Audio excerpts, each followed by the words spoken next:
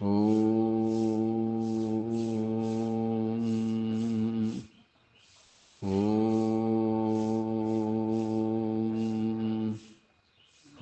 ശുക്ലാംബരധരം വിഷ്ണും ശശിവർണം ചതുർഭുജം പ്രസന്നവദനം ധ്യായേത് സർവവിഘ്നോപശാന്തയേ. ഓം ശാന്താകാരം ഭുജഗശയനം പദ്മനാഭം സുരേശം വിശ്വാധാരം ഗഗനസദൃശം മേഘവർണം ശുഭാംഗം ലക്ഷ്മീകാന്തം കമലദീനം യോഗവിധ്യാനഗമ്യം വന്ദേ വിഷ്ണും ഭവേരം സർവലോകൈകനാഥം. ഓം നമോ ഭഗവതേ വാസുദേവായ. നമോ ഭഗവതേ വാസുദേവായ. ഓം ശ്രീകൃഷ്ണായ പരബ്രഹ്മണേ നമഃ. എല്ലാ സജ്ജനങ്ങൾക്കും ഗുരുവായൂരപ്പൻ്റെ നാമത്തിൽ സാഷ്ടാംഗ പ്രണാമം. 4-ാം അധ്യായം ജ്ഞാനകർമ്മ സന്യാസ യോഗത്തിൽ 35-ാമത്തെ ശ്ലോകം വരെയാണ് കഴിഞ്ഞ ദിവസങ്ങളിൽ നമ്മൾ ചിന്തിച്ചത്. ഏതൊരു ജ്ഞാനം സിദ്ധിച്ചാൽ വീണ്ടും ഈ വിധം ദേഹത്തെ പ്രാപിക്കേണ്ടതായിട്ടില്ല. അതായത് സത്യം എന്ന് ഭാഗവതം പറയുന്നുണ്ട്. എന്താണ് സത്യം എന്താണെന്ന് നിങ്ങൾ മനസ്സിലാക്കി കഴിഞ്ഞാൽ, അതായത് ഈശ്വരീയമായ സത്യം എന്തെന്ന് മനസ്സിലാക്കി കഴിഞ്ഞാൽ അത് അനുസരിച്ചുകൊണ്ട് പിന്നെ അനായാസന ജീവിതം നയിച്ച് പ്രാരാബ്ധങ്ങളൊക്കെ തീർത്താൽ ഈ ജ്ഞാനം സകല ചരാചരങ്ങളെയും സ്വ ആത്മാവിലും ഈശ്വരിലും എല്ലായിടത്തും ദർശിക്കാനിടവരും. ഇപ്രകാരം ആ ജ്ഞാനശക്തിയുടെ ജീവാത്മാ പരമാത്മാ ഐക്യം നിനക്ക് സംഭവിക്കും. ആ ബ്രഹ്മാത്മാ ജീവാത്മാ ആ ഐക്യം സംഭവിച്ചാൽ മാത്രമേ സത്യത്തെ അറിയാൻ സാധിക്കൂ. അത് അഭിന്നമാണ്. നമ്മളിപ്പോൾ രണ്ടായിട്ട് ഈശ്വരൻ വേറെ നമ്മൾ വേറെ എന്ന് കാണുന്നതുകൊണ്ടാണ് ഒരിക്കലും ഈശ്വര സാക്ഷാത്കാരം എത്ര ജന്മം എടുത്താലും സാധിക്കാതെ വരും. രണ്ടായിട്ട് കാണുന്നിടത്തോളം, ഈശ്വരനും ഞാനും രണ്ടായിട്ട് കാണുന്നിടത്തോളം ഒരു കാരണവശാലും ഈശ്വര സാക്ഷാത്കാരം സാധ്യമല്ല എന്നർത്ഥം. അപ്പം ചേതസി പാപേപ്യ, എല്ലാ കർമ്മങ്ങളും ചെന്ന് അവസാനിക്കുന്നത് പരമമായ സത്യത്തിലാണ്. അത് ഈ പരമാത്മാവാണ്, അല്ലെങ്കിൽ അഹം ബ്രഹ്മാസ്മി എന്നുള്ള ഭാവത്തിലേക്ക് എത്തണം എന്നർത്ഥം. അത് ആണ് സത്യം, അത് മാത്രമേ ഉള്ളൂ. അതാണ് സത്യസ്യ സത്യം എന്ന് ഭാഗവതം പറയുന്നത്. അതുകൊണ്ട് ആ സത്യം എപ്പോൾ നമുക്ക് ഗ്രഹിച്ചു കിട്ടുന്നു, വെറുതെ പഠിച്ചാൽ പോരാ, ഈ പറയുന്നത് കേട്ടാൽ മാത്രം പോരാ, നമ്മളത് അനുഭവിച്ചറിയണം. അപ്പോഴാണ് പിന്നെ എന്തെങ്കിലും പ്രാരാബ്ധം ഉണ്ടെങ്കിൽ തന്നെ അതൊക്കെ പൂർത്തീകരിച്ച് ഈശ്വരനിലേക്ക് എത്താനുള്ള മാർഗം തുറക്കുന്നത് പോലും ഈ സത്യത്തെ അറിഞ്ഞാൽ മാത്രമേ ഉള്ളൂ. അതും വെറുതെ അറിഞ്ഞാൽ പോരാ, അനുഭവിച്ചറിയണം എന്ന്. അതുകൊണ്ട് പിന്നീട് ഭഗവാൻ പറയുന്നു, ചേതസി പാപേപ്യ സർവേപ്യ പാപകൃതമാ സർവം ജ്ഞാന പ്ലവേനൈവ വ്യജിനം സന്ദിരിഷസി. സർവേഭ്യ പാപേഭ്യ, സകല പാപികളിലും വെച്ച്, പാപകൃത്തമ അധികം പാപം ചെയ്തവനായി, അസി ചേത് അപി ഭവിക്കുകയാണെങ്കിലും, അതായത് മഹാഭാവിയായാലും എന്നർത്ഥം. ജ്ഞാന പ്ലവേന ഏവ, ജ്ഞാനമാകുന്ന തോണി കൊണ്ട് തന്നെ, സർവം വ്യജിനം സന്ദിരിഷസി, സർവപാപം സമുദ്രത്തെയും മഹാപാപത്തെയും നീ തരണം ചെയ്യും. സർവപാപികളിലും വെച്ച് അധികം പാപം ചെയ്തവനാണെങ്കിൽ കൂടി ജ്ഞാനമാകുന്ന തോണിയിൽ സകല പാപസമുദ്രത്തെയും നീ അനായാസേന തരണം ചെയ്യും. അതായത് സർവാത്മാ ഐക്യം അനുഭൂതമാകുന്നതോടെ എല്ലാ പാപങ്ങളിൽ നിന്നും മുക്തനായിത്തീരും. ആ അനുഭൂതി തന്നെ യഥാർത്ഥ ജ്ഞാനം.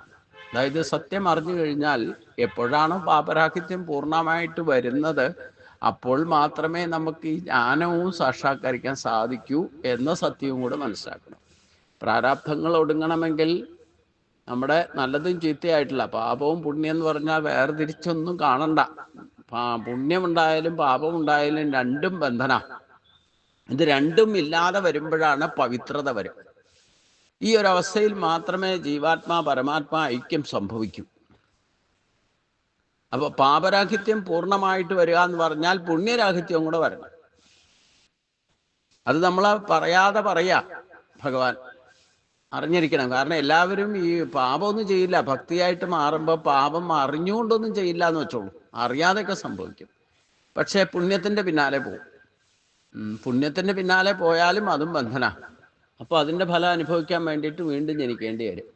അപ്പൊ പവിത്രത വരിക എന്ന് പറഞ്ഞാൽ പാപം ഉണ്ടാകാൻ പാടില്ല, പുണ്യം ഉണ്ടാകാൻ പാടില്ല. അതുകൊണ്ട് ഫലേച്ഛ ഇല്ലാതെ കർമ്മം ചെയ്യണമെന്ന് പറയും. നമ്മൾ എന്തെങ്കിലും ഫലം ഇച്ഛിച്ചുകൊണ്ട് ചെയ്താൽ അത് ഡെഡിക്കേഷനാന്ന് പറയാൻ പറ്റില്ല. യഥാർത്ഥ ഭക്തിയല്ല. നമ്മൾ എന്തെങ്കിലും ഫലം ഇച്ഛിച്ചുകൊണ്ടാണ്, ഭക്തിയുടെ തന്നെ ഒരു ഭാവമാണെന്ന് പറയാം. പക്ഷേ ഈശ്വര സാക്ഷാത്കാരത്തിന് ഒതുങ്ങില്ല. നിങ്ങൾക്ക് കാര്യസിദ്ധിക്ക് സാധിക്കും.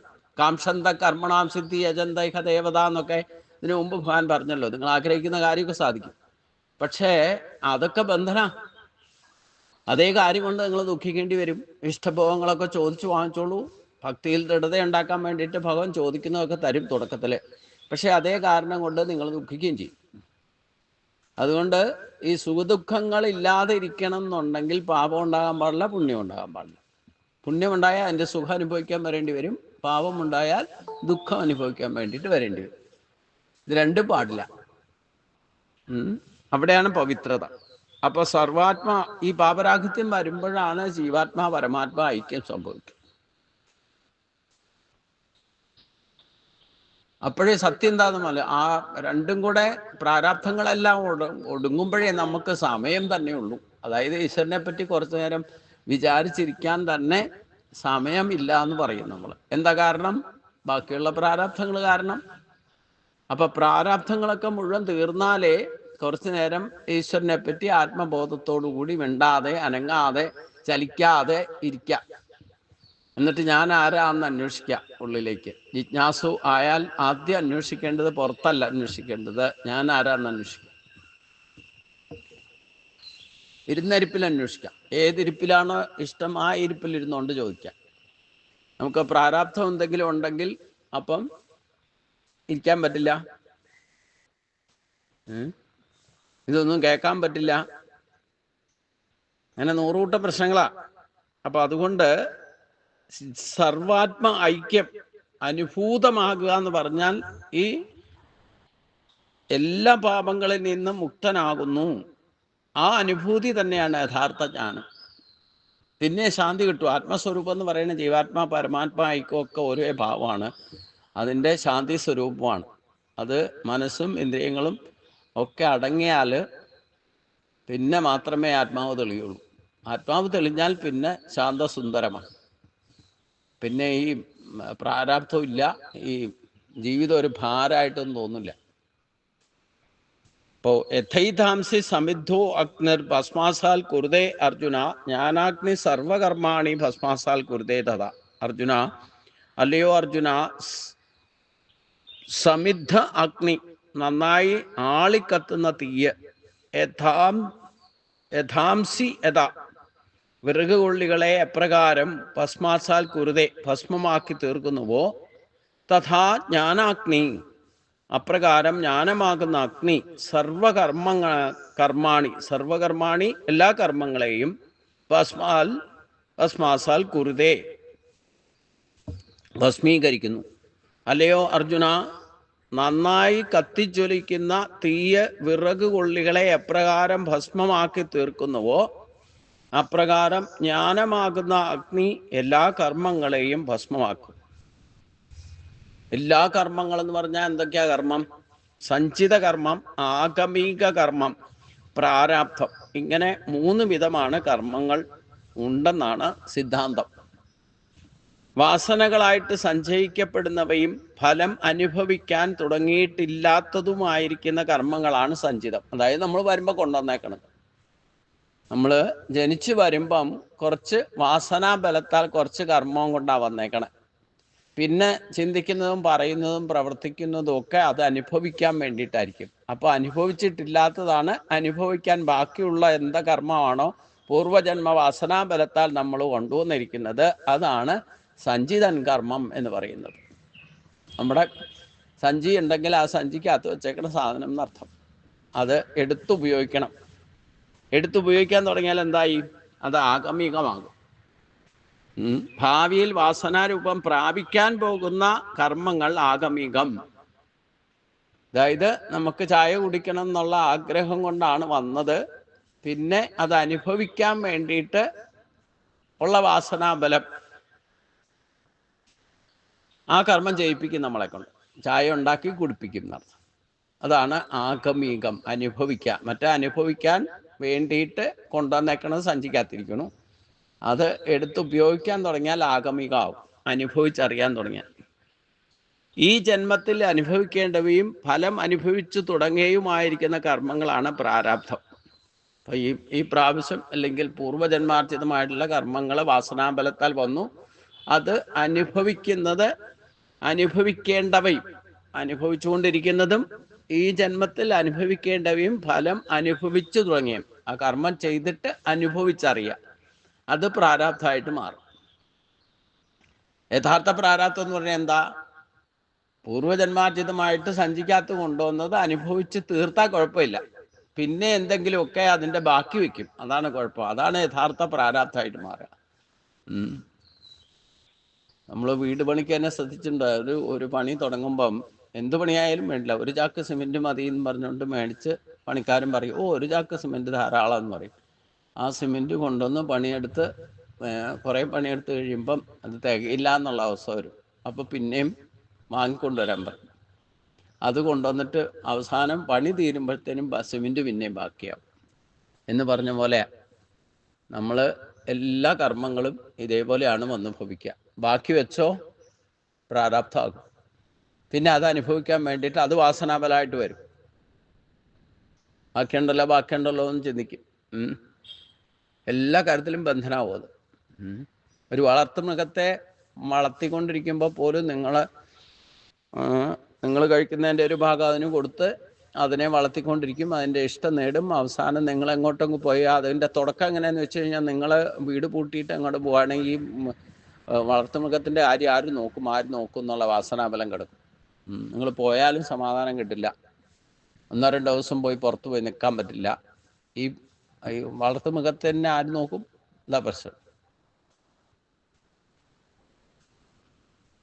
എന്നിട്ട് അവസാനം മരിക്കുന്നവരെ തിരിച്ചു വന്നാലും പിന്നെ അതിൻ്റെ കാര്യങ്ങളൊക്കെ നോക്കി അവസാനം ഇനി ഞാൻ മരിച്ചാൽ ഇതിൻ്റെ കാര്യം ആരാ നോക്കുക?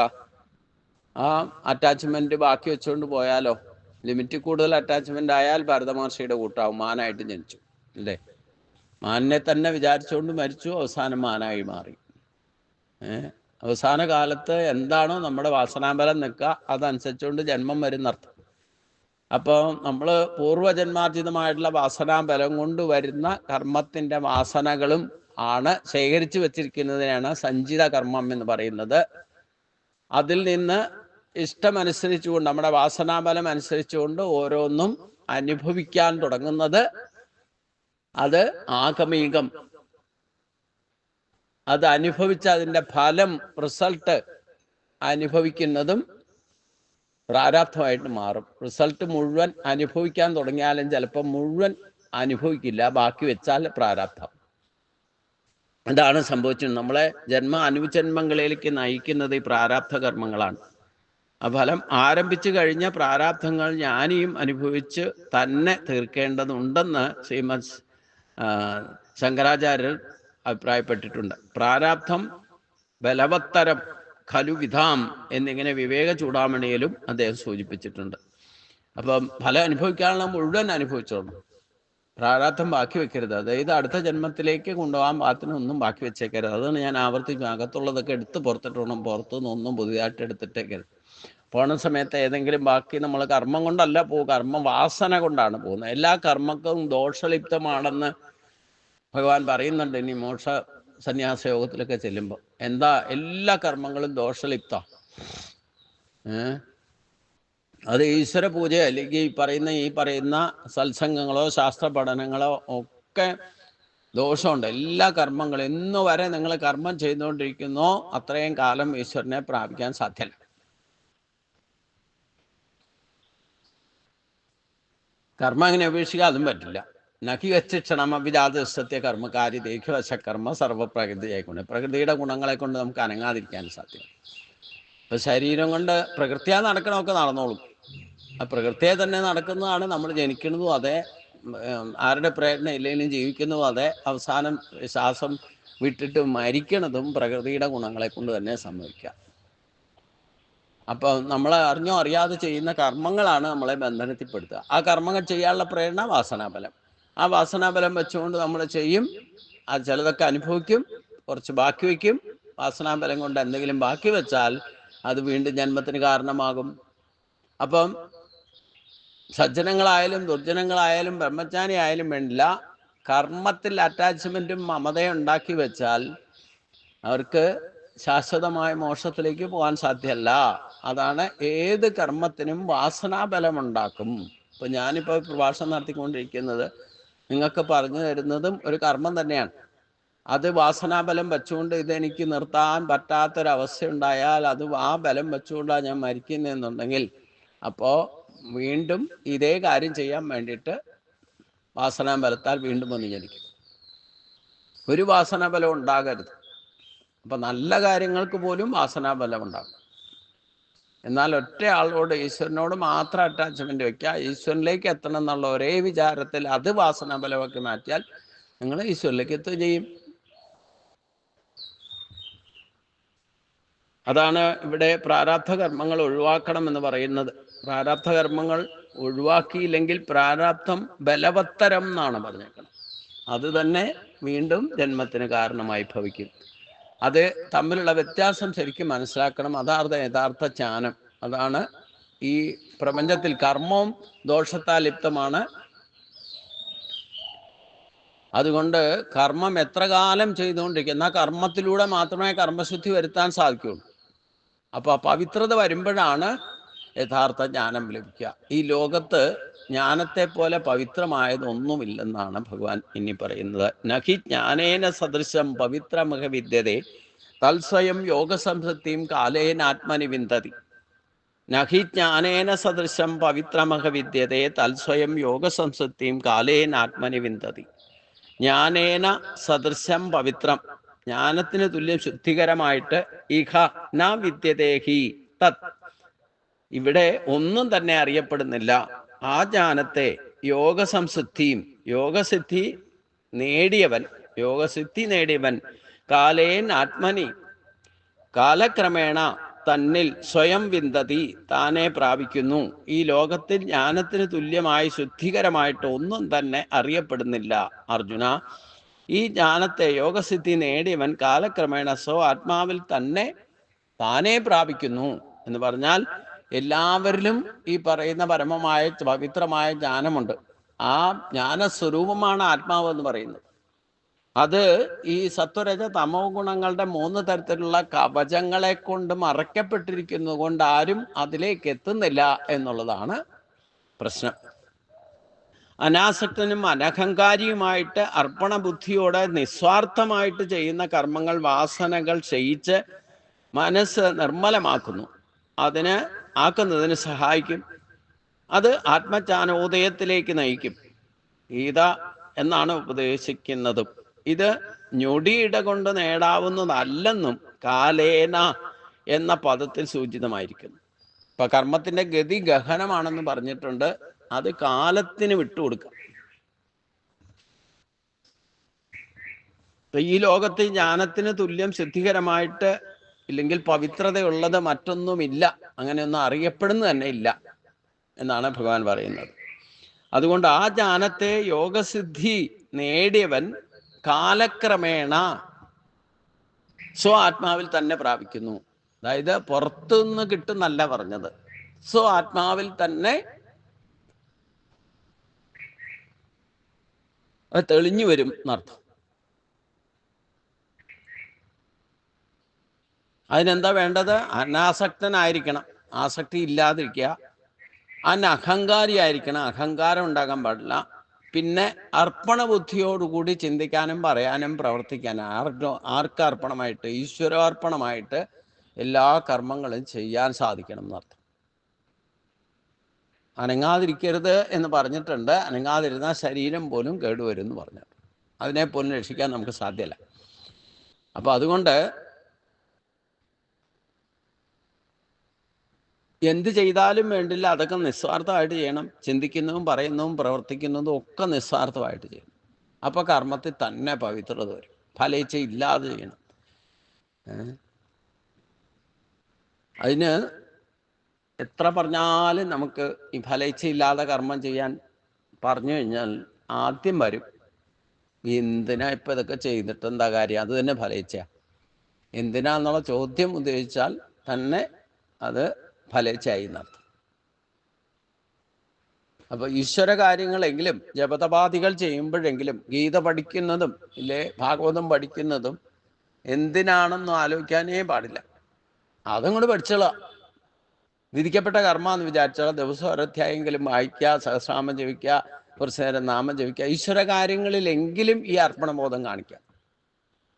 ഇത് ശീലമായാൽ ബാക്കിയുള്ള കർമ്മങ്ങളിലും തന്നെ വന്നോളും. ഒഴിച്ചുകൂടാൻ പാടില്ലാത്ത സ്വഭാവമാക്കണം ഇത്. അപ്പോഴേ അല്ലാതെ കർമ്മത്തിൽ ശുദ്ധി വരുന്ന പ്രശ്നമില്ല. അല്ലാതെ നിങ്ങൾ കുറെ യജ്ഞമോ ദാനോ ത്യാഗങ്ങളോ ഒക്കെ ചെയ്താലൊന്നും പവിത്രത വരില്ല.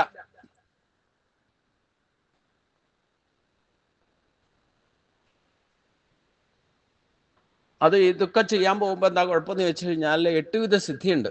ഇത് ഓരോരുത്തരുടെ വൈഭവം അനുസരിച്ചുകൊണ്ട് അവരുടെ സ്വഭാവ വിശേഷം അനുസരിച്ചുകൊണ്ട് ഇതിലേത് സിദ്ധിയാ കിട്ടുന്നതെന്ന് പറയാൻ പറ്റില്ല.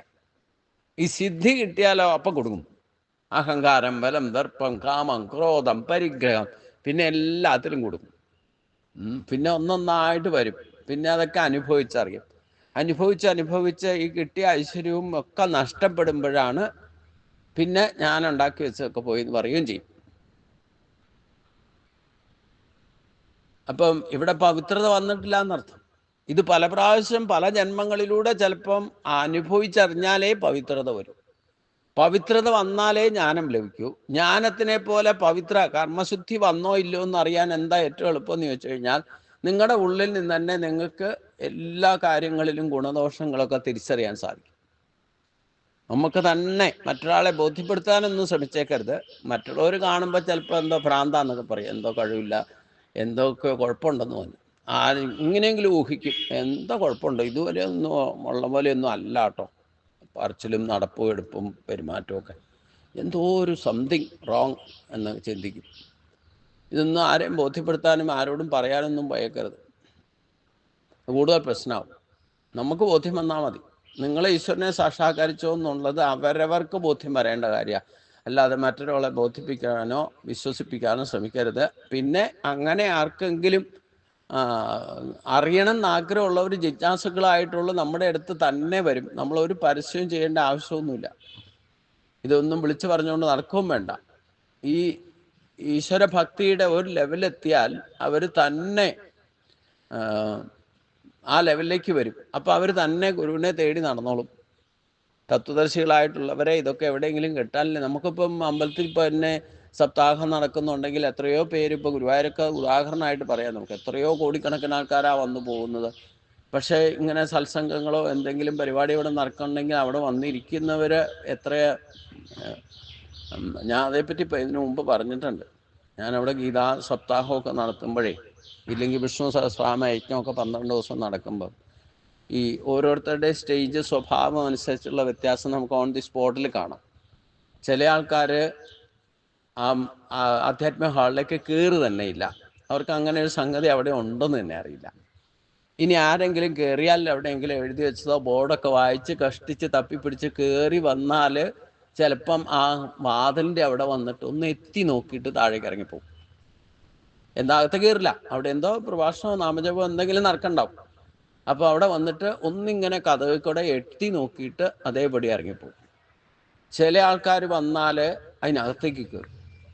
അകത്തേക്ക് കയറിയിട്ട് ഒന്നോടെ ആ സ്റ്റേജിലോ ഇല്ലെങ്കിൽ ആ വേദിയിൽ എന്താ നടക്കണേ കുറേ ആൾക്കാരെയൊക്കെ നോക്കിയിട്ട് അവരും ഇറങ്ങിപ്പോകും.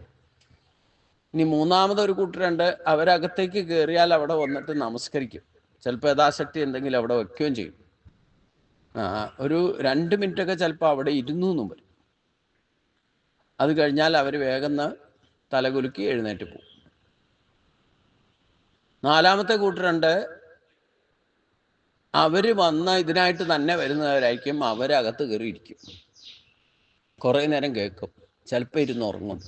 കുറച്ച് കഴിയുമ്പം ഭക്ഷണത്തിനൊക്കെ സമയമായിരുന്നു ഇടയ്ക്കിടയ്ക്ക് വാച്ചൊക്കെ നോക്കുന്നതൊക്കെ കാണാം. അവരും ആ സമയമായ ഇറങ്ങിപ്പോവും. മുഴുവൻ ഇരുന്ന് കേൾക്കുന്നത് ആരാ? എന്നെപ്പോലെയുള്ളവർ. ഞാൻ തന്നെ പറയും, ഞാൻ തന്നെ കേൾക്കും. അപ്പം ജ്ഞാനത്തിൻ്റെ ആർജിക്കാനുള്ള അവസരം കിട്ടിയാലും അത് യൂട്ടിലൈസ് ചെയ്യുന്നത് അവരവരുടെ പ്രാരാബ്ധവും അവരുടെ സ്വഭാവവും അനുസരിച്ചായിരിക്കും എന്നർത്ഥം. അപ്പൊ ഇങ്ങനെ പല പ്രാവശ്യം സംഭവിക്കുമ്പോഴാണ് കാലക്രമത്തിലാണ് യഥാർത്ഥ സത്യം എന്താണെന്ന് ബോധ്യപ്പെടുക. കാലക്രമം എന്ന് പറഞ്ഞാൽ ചിലപ്പോൾ അടുത്ത ജന്മത്തിലൊക്കെ ആവും. ഇതിനിടയ്ക്ക് എന്തെങ്കിലും പല കാര്യങ്ങളുമായിട്ടാണ് വരണതേ. ഈ പ്രാരാബ്ധം പലതരത്തിലാണ്.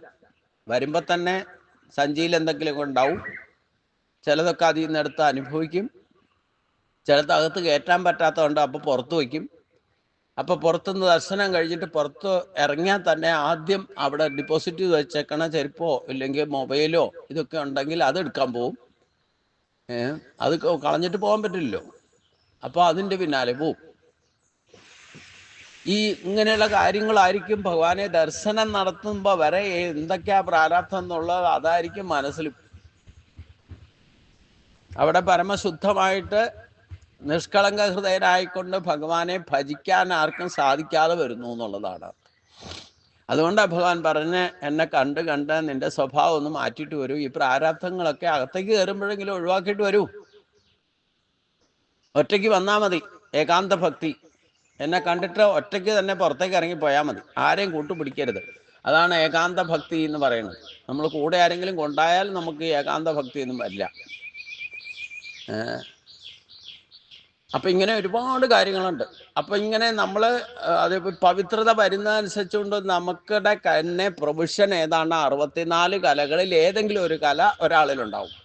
എല്ലാം കൂടെ കൂട്ടി ഒരാൾക്ക് കൊടുക്കില്ല. ചിലരുണ്ട് സകലകലാവല്ലഭന്മാരായിട്ട് ചിലരുണ്ട്. എന്നാലും 64 കല മുഴുവൻ കൊടുക്കുന്നില്ല. അഥവാ ഇനി അവൻ എന്തെങ്കിലും 3-4 കലകൾ പ്രകടമാക്കാൻ തുടങ്ങിയാൽ പിന്നെ അതിൻ്റെ എല്ലാം കൺസിക്വൻസീസും ഉണ്ടാവും. അഹങ്കാരം, ബലം, ദർപ്പം, കാമം, ക്രോധം, പരിഗ്രഹം, തമോ ഗുണവും രജോ ഗുണവും കൂടെ ആധിക്യം പ്രാപിച്ചാൽ ചിലപ്പം ഈ കലകൾ പ്രകടമാക്കി പേരും പ്രശസ്തിയൊക്കെ വന്നു കഴിയുമ്പോഴത്തേനും സംഘദോഷവും സമ്പർക്കദോഷമൊക്കെ ഉണ്ടാവും. എന്നിട്ട് ചിലക്കം ഈ കലയൊന്നും വേണ്ട വിധത്തിൽ ഉപയോഗിക്കണമെങ്കിൽ പോലും ലഹരി ആശ്രയിക്കേണ്ടതായിട്ടൊക്കെ വരും. അങ്ങനെയുള്ളവരെ നമുക്ക് കാണാം. അപ്പോൾ പലവിധ 8 വിധ സിദ്ധികളുണ്ട്. അവരവരുടെ കഴിവനുസരിച്ചുള്ള സിദ്ധികൾ പ്രകടമാകും. ഈ സിദ്ധികൾ പ്രകടമാകുമ്പോഴും അതിലും കൊടുക്കും. അങ്ങനെയും ചിലപ്പോൾ ജന്മം വേസ്റ്റായിപ്പോകും. യഥാർത്ഥ സിദ്ധി എന്ന് പറയുന്നത് എന്താ? ഉദ്ധവന് പറഞ്ഞു കൊടുക്കുമ്പോഴാണ് ഈ സിദ്ധികളെ പറ്റിയൊക്കെ ഉദ്ധവർ ചോദിക്കുമ്പോൾ പറയേണ്ട 8 വിധ സിദ്ധിയുണ്ട് ഉദ്ധവ. പക്ഷേ അതിലേറ്റവും വലിയ സിദ്ധിയാണ് പവിത്രമായ ജ്ഞാനം. ആ ജ്ഞാനം ലഭിച്ചാൽ പിന്നെ അതൊരിക്കലും നഷ്ടമാകില്ല എന്ന് മാത്രമല്ല, എത്ര പേർക്ക് അത് വിളമ്പിക്കൊടുത്താലും അത് ഇരട്ടിയാകുക അല്ലാതെ ഒരിക്കലും നഷ്ടപ്പെടില്ല. മറിഞ്ഞൊക്കെ പോകാം, നഷ്ടപ്പെടില്ല. മറിഞ്ഞു പോകാം. നമ്മൾ ഈ സംഘദോഷവും സമ്പർക്കദോഷവും ഉണ്ടാക്കി ചിലപ്പോൾ യഥാർത്ഥ സ്ഥാനത്ത് നിന്ന് പ്രശ്നമായോ ഈ ജ്ഞാനത്തെ ദുർവിനിയോഗം ചെയ്യുക എന്ന് പറഞ്ഞാൽ എങ്ങനെ? അതിനെ വിറ്റ് കാശാക്കാൻ തുടങ്ങിയാൽ ദുർവിനിയോഗമായി. അപ്പൊ അങ്ങനെ ഏതെങ്കിലും തരത്തിൽ വ്യതിചലിക്കാൻ ഇട വന്നാലും അവർക്ക് മോക്ഷം പ്രാപ്തമല്ലാതെ വരും. മഹാത്മാക്കളും ബ്രഹ്മജ്ഞാനികളായിട്ട് മാറിയിട്ടും ആ ജ്ഞാനത്തെ ഉപയോഗിക്കുന്നത് എങ്ങനെയാണെന്ന് ഭഗവാൻ ശ്രദ്ധിക്കുന്നർത്ഥം. അപ്പൊ ജ്ഞാനസിദ്ധിയാണ് ഏറ്റവും ലോകത്ത് പവിത്രമായിട്ടുള്ളത്. ഏറ്റവും വലിയ സിദ്ധി എന്താ? അതുകൊണ്ട് ഏതായാലും ജ്ഞാനം ലഭിച്ചാൽ അതുകൊണ്ട് അതിൻ്റെ പവിത്രത നിലനിർത്തിയാൽ ഒരിക്കലും ദോഷം സംഭവിക്കില്ല എന്ന് മാത്രമല്ല, ആ വ്യക്തിയായിരിക്കും യഥാർത്ഥത്തിൽ അനായാസന ജീവിതം നയിക്കാനും സഹായിക്കുന്നത്. പിന്നെ എന്ത് കിട്ടിയാലും അതിനെ ദുർവിനിയോഗം ചെയ്യാനുള്ള പ്രൊവിഷൻ ഉള്ളതുകൊണ്ട് അങ്ങനെ ചെയ്യാൻ പോയി കഴിഞ്ഞാൽ വീണ്ടും പ്രാരാബ്ധമാവും, ബന്ധനായി തീരും അത്.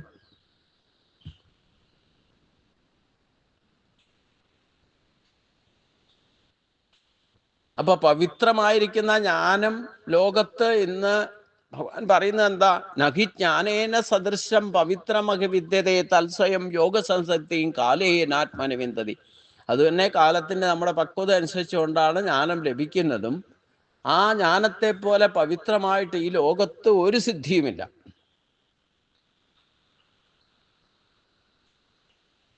അപ്രാപ്യസ്യ പ്രാപ്യതേതിയ ജ്ഞാനെന്നാ പറയുന്നത്. അത് എളുപ്പം കിട്ടാൻ വിഷമം അല്ലാത്തത് കിട്ടണം. അതാണ് യഥാർത്ഥ ജ്ഞാനം എന്ന് പറയുന്നത്. അത് അല്പമാത്രമായാലും കിട്ടിയാലും അതും കൊണ്ടും മഹത്തായ ഫലത്തെ ഉണ്ടാക്കും. നിങ്ങൾ ധർമ്മമാർഗത്തിൽ അല്പമാത്രമായിട്ടാണെങ്കിലും പ്രവർത്തിച്ചാൽ അതിൻ്റെ ഏറ്റവും വലിയ ശ്രേഷ്ഠത അതിൽ നിന്നുള്ള അനുഭവജ്ഞാനം കിട്ടും. അതാണ് അതിനെപ്പോലെ പവിത്രമായിട്ട് മറ്റൊന്നും ഉണ്ടാവില്ല. അതുകൊണ്ടാണ് സ്വല്പം അഭ്യസ്യ ധർമ്മസ്യ ത്രായതോ മഹതോ ഭയാ എന്ന് പറഞ്ഞതിൻ്റെ കാര്യം. അത് ശരിക്കും അനുഭവജ്ഞാനം കൂടെ ഉണ്ടായാലോ പിന്നെ ഒരു കാരണവശാലും നിങ്ങൾ അതിൽ നിന്ന് വ്യതിചരിക്കാൻ പറ്റില്ല. ഇനി ഏതെങ്കിലും വിധത്തിൽ ഈ ജന്മത്തിൽ മറ്റു ആൾ വഴി സംഘദോഷവും സമ്പർക്കദോഷവും ഉണ്ടാക്കിയാൽ ആ ബ്രഹ്മചാരികൾ വരെ ചിലപ്പോൾ കുടുങ്ങും. ഇപ്പൊ ബ്രഹ്മചാരിയെ പോലെ സംസാരിച്ച ആളാ കംസൻ. ശ്രീകൃഷ്ണൻ ജനിച്ചിട്ട് യോഗമായ ദേവിയുടെ ദർശനം കിട്ടിയപ്പം ഈ മായയിൽ നിന്ന് മുക്തനായിട്ട് കുറച്ചു നേരം കംസൻ വർത്താനം പറയുന്നുണ്ട്. ആത്മബോധത്തോടു കൂടി തികഞ്ഞ ആത്മജ്ഞാനിയെ പോലെ സംസാരിക്കുന്നുണ്ട്. പക്ഷെ പുറത്തേക്ക് വന്ന് കൂട്ടുകാരുമായിട്ട് തൻ്റെ സുഹൃത്തുക്കളുമായിട്ട് ദർബാറിൽ സംസാരിച്ചപ്പം പോയി അതൊക്കെ. പിന്നെ അവരുടെ സ്വഭാവം അനുസരിച്ചുള്ള തീരുമാനങ്ങളൊക്കെ എടുക്കും. ഇതേപോലെയാണ് നമ്മൾ ബ്രഹ്മചാരി ഏറ്റവും വലിയ സിദ്ധി പവിത്രമായ ജ്ഞാനം ലഭിച്ചാലും നമ്മൾ വളരെ സൂക്ഷിച്ച് മുന്നോട്ട് പോയില്ലെങ്കിൽ ഇതേ ലെവലിലുള്ളവർ തന്നെ വന്നിട്ട് നമ്മുടെ അടുത്ത് സംഘദോഷവും സമ്പർക്കദോഷവും ഒക്കെ ഉണ്ടാക്കും. അത് നമ്മൾ അലോട്ടായിട്ട് നിന്നില്ലെങ്കിൽ ശരിക്കും പെട്ടുപോകും ചിലപ്പോൾ. അത് ഗീതം പഠിച്ച് ശ്രേഷ്ഠമായിട്ടിരിക്കുന്ന ആളായാലും ഗുരുവിൻ്റെ അടുത്തിട്ട് ശ്രേഷ്ഠത നേടിയ ആളായാലും ഈശ്വര സാക്ഷാത്കാരത്തിൻ്റെ അങ്ങേറ്റം വരെ എത്തിയിട്ടും ചിലപ്പോൾ കർമ്മവാസന ജന്മവാസന അവിടെ കയറി കൊളുത്തി പിടിച്ചാൽ നമുക്ക് ആ മാർഗ തടസ്സം ഉണ്ടാക്കും. ഇതുപോലെയാണ് അങ്ങേറ്റം വരെ എത്തിയതാ ജയവിജയന്മാരൊക്കെ. എന്നിട്ട് അവസാനം എന്ത് പറ്റി? പാമ്പും കോണിയും കളിക്കുന്ന പോലെ ആയി, മോളിൽ നിന്ന് നേരെ താഴേക്ക് പോന്നു. അപ്പൊ ഇതൊക്കെ പ്രാക്ടിക്കൽ തലത്തിൽ മറ്റുള്ളവരുടെ അനുഭവങ്ങളിലും കൂടെ നമ്മൾ പാഠമാക്കാൻ ശ്രമിക്കണം. നമുക്ക് ചുറ്റുവട്ടമൊക്കെ ഉണ്ടാവും. ഈ പറയുന്ന കാര്യങ്ങളൊക്കെ നമുക്ക് ചുറ്റും ഈ മനുഷ്യലോകത്തിൽ സംഭവിച്ചുകൊണ്ടേയിരിക്കും. കാരണം മനുഷ്യരെല്ലാവരും വ്യത്യസ്തമായ സ്റ്റേജിലാണ്. ഭക്തിയിലേക്ക് ഇല്ലാത്തവരൊരു കാറ്റഗറിയിലുണ്ട്, ഭക്തിയിലേക്ക് വന്നാൽ തന്നെ പ്രേയസിന് വേണ്ടി മാത്രം നടക്കുന്നവരുണ്ടാവും. പ്രത്യക്ഷ ഭക്തിയും പ്രകടന ഭക്തിയും ഭൗതിക ഭോഗസുഖങ്ങൾക്ക് വേണ്ടിയിട്ട് ഈശ്വരനെ ആശ്രയിക്കുന്നുണ്ടാവും. അതിനപ്പുറം അടുത്ത ഘട്ടത്തിലേക്ക് അത് ജിജ്ഞാസുക്കളായിട്ടുണ്ടാവും. അവരൊക്കെ കാലക്രമത്തിൽ പവിത്രമായ ജ്ഞാനത്തിലേക്ക് എത്തും ഘട്ടം ഘട്ടമായിട്ട്. പക്ഷേ ആ നാലാമത്തെ ഘട്ടത്തിൽ യഥാർത്ഥ ജ്ഞാനം തേഷാമേവ അനുകമ്പാർത്ഥമഹം അജ്ഞാനജംതമ നാശേന്നാത്മഭാവസോ ജ്ഞാനദീപേന ഭാസത. ജ്ഞാനം പ്രകാശിക്കണമെങ്കിലും ആ ത്രിഗുണങ്ങളുടെ കവചത്തെ ഭേദിച്ച് യഥാർത്ഥ ആത്മജ്ഞാനം പ്രകാശിക്കണമെങ്കിലും ഈശ്വരന്റെ കൃപ വേണം. അത് ലഭിച്ചാൽ ആ ലെവലിൽ ആത്മജ്ഞാന ലെവലിലേക്ക് എത്തിയിട്ടുള്ളവർ പരസ്പരം കൂടിയാൽ തന്നെ അവർക്ക് പരസ്പരം ബോധിക്കും. അവർ പരസ്പരം പങ്കുവയ്ക്കുന്നതും ഈ ആത്മജ്ഞാനത്തിൻ്റെ വിശേഷങ്ങളായിരിക്കും. അത് പരസ്പരം ബോധിപ്പിക്കാൻ തയ്യാറാണ്. അവരവരുടെ അനുഭവം പറയുമ്പം മച്ചിത്താം അദ്ഗതപ്രാണ ബോധയന്ത പരസ്പരം കഥയന്ത സമാ നിത്യം ദുഷന്തീചരമന്തിജ. അപ്പം ഇത് ചർച്ച ചെയ്യുമ്പോൾ തന്നെ നമുക്കൊരു ശാന്തിയും സമാധാനമൊക്കെ അനുഭവിക്കാൻ ഇടവരുന്നത്. അതാണ് പവിത്രമായ ജ്ഞാനത്തിൻ്റെ ഏറ്റവും വലിയ ലക്ഷണം. അത് തമ്മിൽ സംസാരിച്ചാൽ പോലും ആ ലെവലിൽ എത്തിയവരോട് സംസാരിച്ചാലേ കാര്യമുള്ളൂ. അല്ലാത്തവരോട് സംസാരിച്ചാൽ അതൊക്കെ വികലമാക്കും, നിങ്ങളെ മിസ്ഗൈഡ് ചെയ്യും. ചിലപ്പം അതങ്ങനെയല്ല എങ്ങനെയാന്നൊക്കെ വാദിക്കും. അപ്പം നമുക്കത് ഓൾറൗണ്ട് ശ്രദ്ധിച്ചാൽ നമുക്ക് ചുറ്റും തന്നെ കാണാം. സോഷ്യൽ മീഡിയയോ ഇല്ലെങ്കിൽ ഏത് കാര്യത്തിൽ വേണമെങ്കിലും ഏത് വിഷയം ഭൗതിക വിഷയങ്ങളെ പോലും നമുക്ക് തെരഞ്ഞാൽ ഈ പറയുന്ന കൺസിക്വൻസീസ് ഒക്കെ എല്ലാ വിഷയത്തിലും ഉണ്ടാവും. ഇപ്പൊ ഭൗതികമായ ജ്ഞാനം പോലും അത് മാത്രം പവിത്രമായെന്ന് കരുതിയാൽ യഥാർത്ഥ ജ്ഞാനം എന്ന് പറയുന്നത് ഈശ്വരീയമായ അവബോധമാണ്. അതാണ് പവിത്രത നൽകുക, അതാണ് ഈശ്വരിലേക്ക് എത്തും. അല്ലാതെ ഭൗതികമായ നിങ്ങൾ എന്തൊക്കെ സ്ഥാനമാനങ്ങൾ പഠിച്ച് നേടിയെടുത്താലും എത്രയൊക്കെ സ്ഥാനമാനങ്ങളിൽ എത്തിയാലും അത് ഇന്നല്ലേ നാളെ നഷ്ടപ്പെടുന്നതൊക്കെ പ്രയാസമായിരിക്കും. അതും അറിവ് തന്നെയാണ്. പക്ഷെ ഭൗതികമായ സുഖഭോഗങ്ങൾക്ക് വേണ്ടിയിട്ട് നേടുന്ന ആസുരീ സമ്പത്തോ ആർജിക്കാൻ വേണ്ടിയിട്ട് ഭൗതികമായ ജ്ഞാനത്തെ ആശ്രയിച്ചാൽ അതിൽ നിന്ന് കിട്ടുന്ന ഫലം ഒക്കെ പ്രാരാബ്ധമായി തീരും. അതൊരിക്കലും അവസാനിക്കില്ല. അതിൽ ആസക്തിയും കർമാസക്തിയും ഒക്കെ ഉണ്ടാക്കും. ആഗ്രഹങ്ങൾ തീർന്നിട്ടില്ലേ വീണ്ടും അതിൽ തന്നെ ശരീരം പോലും മറന്നിട്ട് പ്രവർത്തിക്കാനിട വരും. അത് കർമ്മബന്ധനത്തിലേക്ക് നയിക്കും. സംസാര ആർണവത്തിൽ നിന്ന് രക്ഷപ്പെടാൻ ഒരിക്കലും സഹായിക്കാത്ത അവസ്ഥ വരും. നിങ്ങൾക്ക് അത് മാത്രം ചെയ്തുകൊണ്ടിരിക്കുക, ഒരിക്കലും അന്ധകരണ ശുദ്ധിയും വിവേകവും ഉണ്ടാകില്ല. എപ്പോഴാണ് നമ്മൾ ഈശ്വരനെ ആശ്രയിച്ചുകൊണ്ട് ഭൗതിക സമ്പത്തിനെ നിലനിർത്താനും അനുഭവിക്കാനും ശ്രമിക്കുന്നത്, ദൈവീയ സമ്പത്തിനെ സ്റ്റേബിലിറ്റിയോടുകൂടി നിലനിർത്താൻ, അതിനെ പോഷിപ്പിച്ച് നിർത്താനുള്ള കർമ്മങ്ങൾ ചെയ്യുന്നവനാണ് യഥാർത്ഥ ആധ്യാത്മിക മാർഗത്തിൽ എന്ന് പറയാൻ പറ്റുമോ? അതിൽ നിന്നേ പവിത്രത വരും. 2 കാറ്റഗറി ഉള്ളൂ മനുഷ്യൻ്റെ ഇടയ്ക്ക്. ഒന്ന്, ഭൗതികമായിട്ടുള്ള ആസുരി സമ്പത്ത്, ഈ ഇന്ദ്രിയ സുഖഭോഗങ്ങൾക്ക് വേണ്ടിയിട്ട് ഈശ്വരനെ ആശ്രയിച്ചുകൊണ്ട് ഭൗതിക നേട്ടത്തിന് വേണ്ടിയിട്ട്, ഭൗതിക സിദ്ധികൾക്ക് വേണ്ടിയിട്ട് പ്രവർത്തിക്കുന്നവര്, അത് പ്രേയസിന് വേണ്ടിയിട്ട്, പ്രത്യക്ഷ ഭക്തിയും പ്രകടന ഭക്തിയും ഒക്കെ ഉണ്ടാവും. അതിൽ രണ്ടാമത്തെ കൂട്ടർ, ഭക്തി ഇല്ലാത്തവരെ പറ്റി ഇവിടെ ചർച്ച ചെയ്യുന്നേ ഇല്ല. അങ്ങനെ ഒരു കൂട്ടരുണ്ട്, അവര് ഗേറ്റിന് പുറത്ത്. ഇനി ഭക്തി ഉള്ളവരാണേലോ, അതിലുണ്ട് കാറ്റഗറൈസേഷൻ. പരമമായ ജ്ഞാനത്തിലേക്ക് എത്താൻ വേണ്ടിയിട്ട് ജിജ്ഞാസുക്കളായിട്ട് ശ്രമിക്കുന്നവർ വളരെ ചുരുക്കം മനുഷ്യനാണ്. സുഖച്ചില്ലത എന്നൊക്കെ ഭഗവാൻ പറഞ്ഞത് നമുക്ക് ചുറ്റുവട്ടം നോക്കിയാൽ തന്നെ അറിയാം.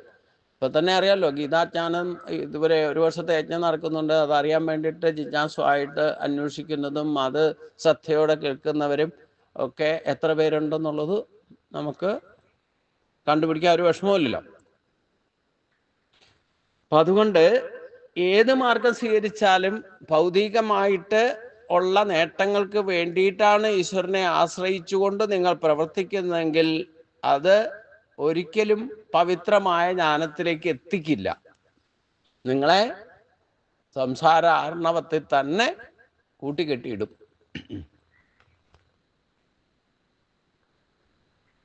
ഇനി പരമമായ ജ്ഞാനം ലഭിക്കണം, ഭൗതികമായ നേട്ടങ്ങളല്ല ആവശ്യം, ശ്രേയസ്സാണ്.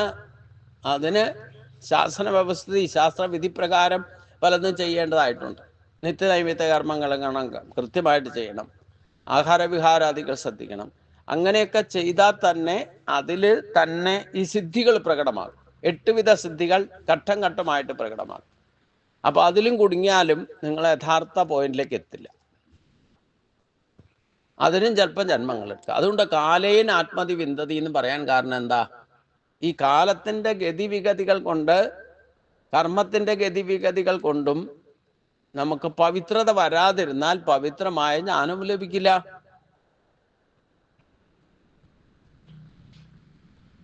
ഈ ഭക്തിയോഗ സിദ്ധികളിൽപ്പെടും. സിദ്ധികളിൽപ്പെട്ടാലും പ്രശ്നമാണ്. ഈ നമ്മൾ ഒരു ഘട്ടം കഴിഞ്ഞാൽ, ഈ ഭക്തിയുടെ ഒരു സ്റ്റേജിലേക്ക് എത്തിക്കഴിഞ്ഞാൽ നമ്മൾ ത്രികാലജ്ഞാനിയൊക്കെ ആയിട്ട് മാറും. 3 കാലങ്ങളെ പറ്റിയും നമ്മുടെ കാര്യം തന്നെ മനസ്സിലാവും. പിന്നെ നമ്മുടെ അടുത്ത് വരുന്നവർ നമ്മളെ അന്വേഷിച്ചൊക്കെ വരാൻ തുടങ്ങും. ചിലപ്പം നമ്മളൊരു ഇഷ്ടം കൂടിയൊക്കെ വരും. അപ്പോൾ അവരുടെ കാര്യം കൂടെ നിങ്ങൾ ഇടപെടാൻ തുടങ്ങും. അപ്പോൾ അവരുടെ കാര്യവും ചിന്തിക്കുമ്പോൾ അതും മനസ്സിലാവും. ഇതൊക്കെയാണ് സിദ്ധിയുടെ പല സ്റ്റേജ് എന്ന് പറയണത്.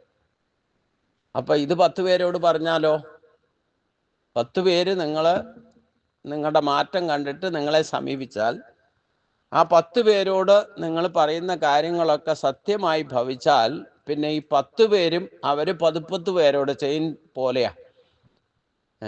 അപ്പം എത്രയായി? 100 പേര് നിങ്ങളുടെ അടുത്ത് വരും. ഈ 100 പേർക്കും കാര്യം സാധിച്ചു കൊടുക്കാൻ നിങ്ങൾക്ക് പ്രാപ്യനാണെന്ന് വെച്ച് കഴിഞ്ഞാൽ ഈ 100 പേര് പിന്നെയും 10 പേരോട് പറയും. അപ്പോൾ ആയിരക്കണക്കിന് വരും. ഇതാണ് സിദ്ധികളുടെയൊക്കെ എഫക്റ്റ് വരാൻ പോവുക.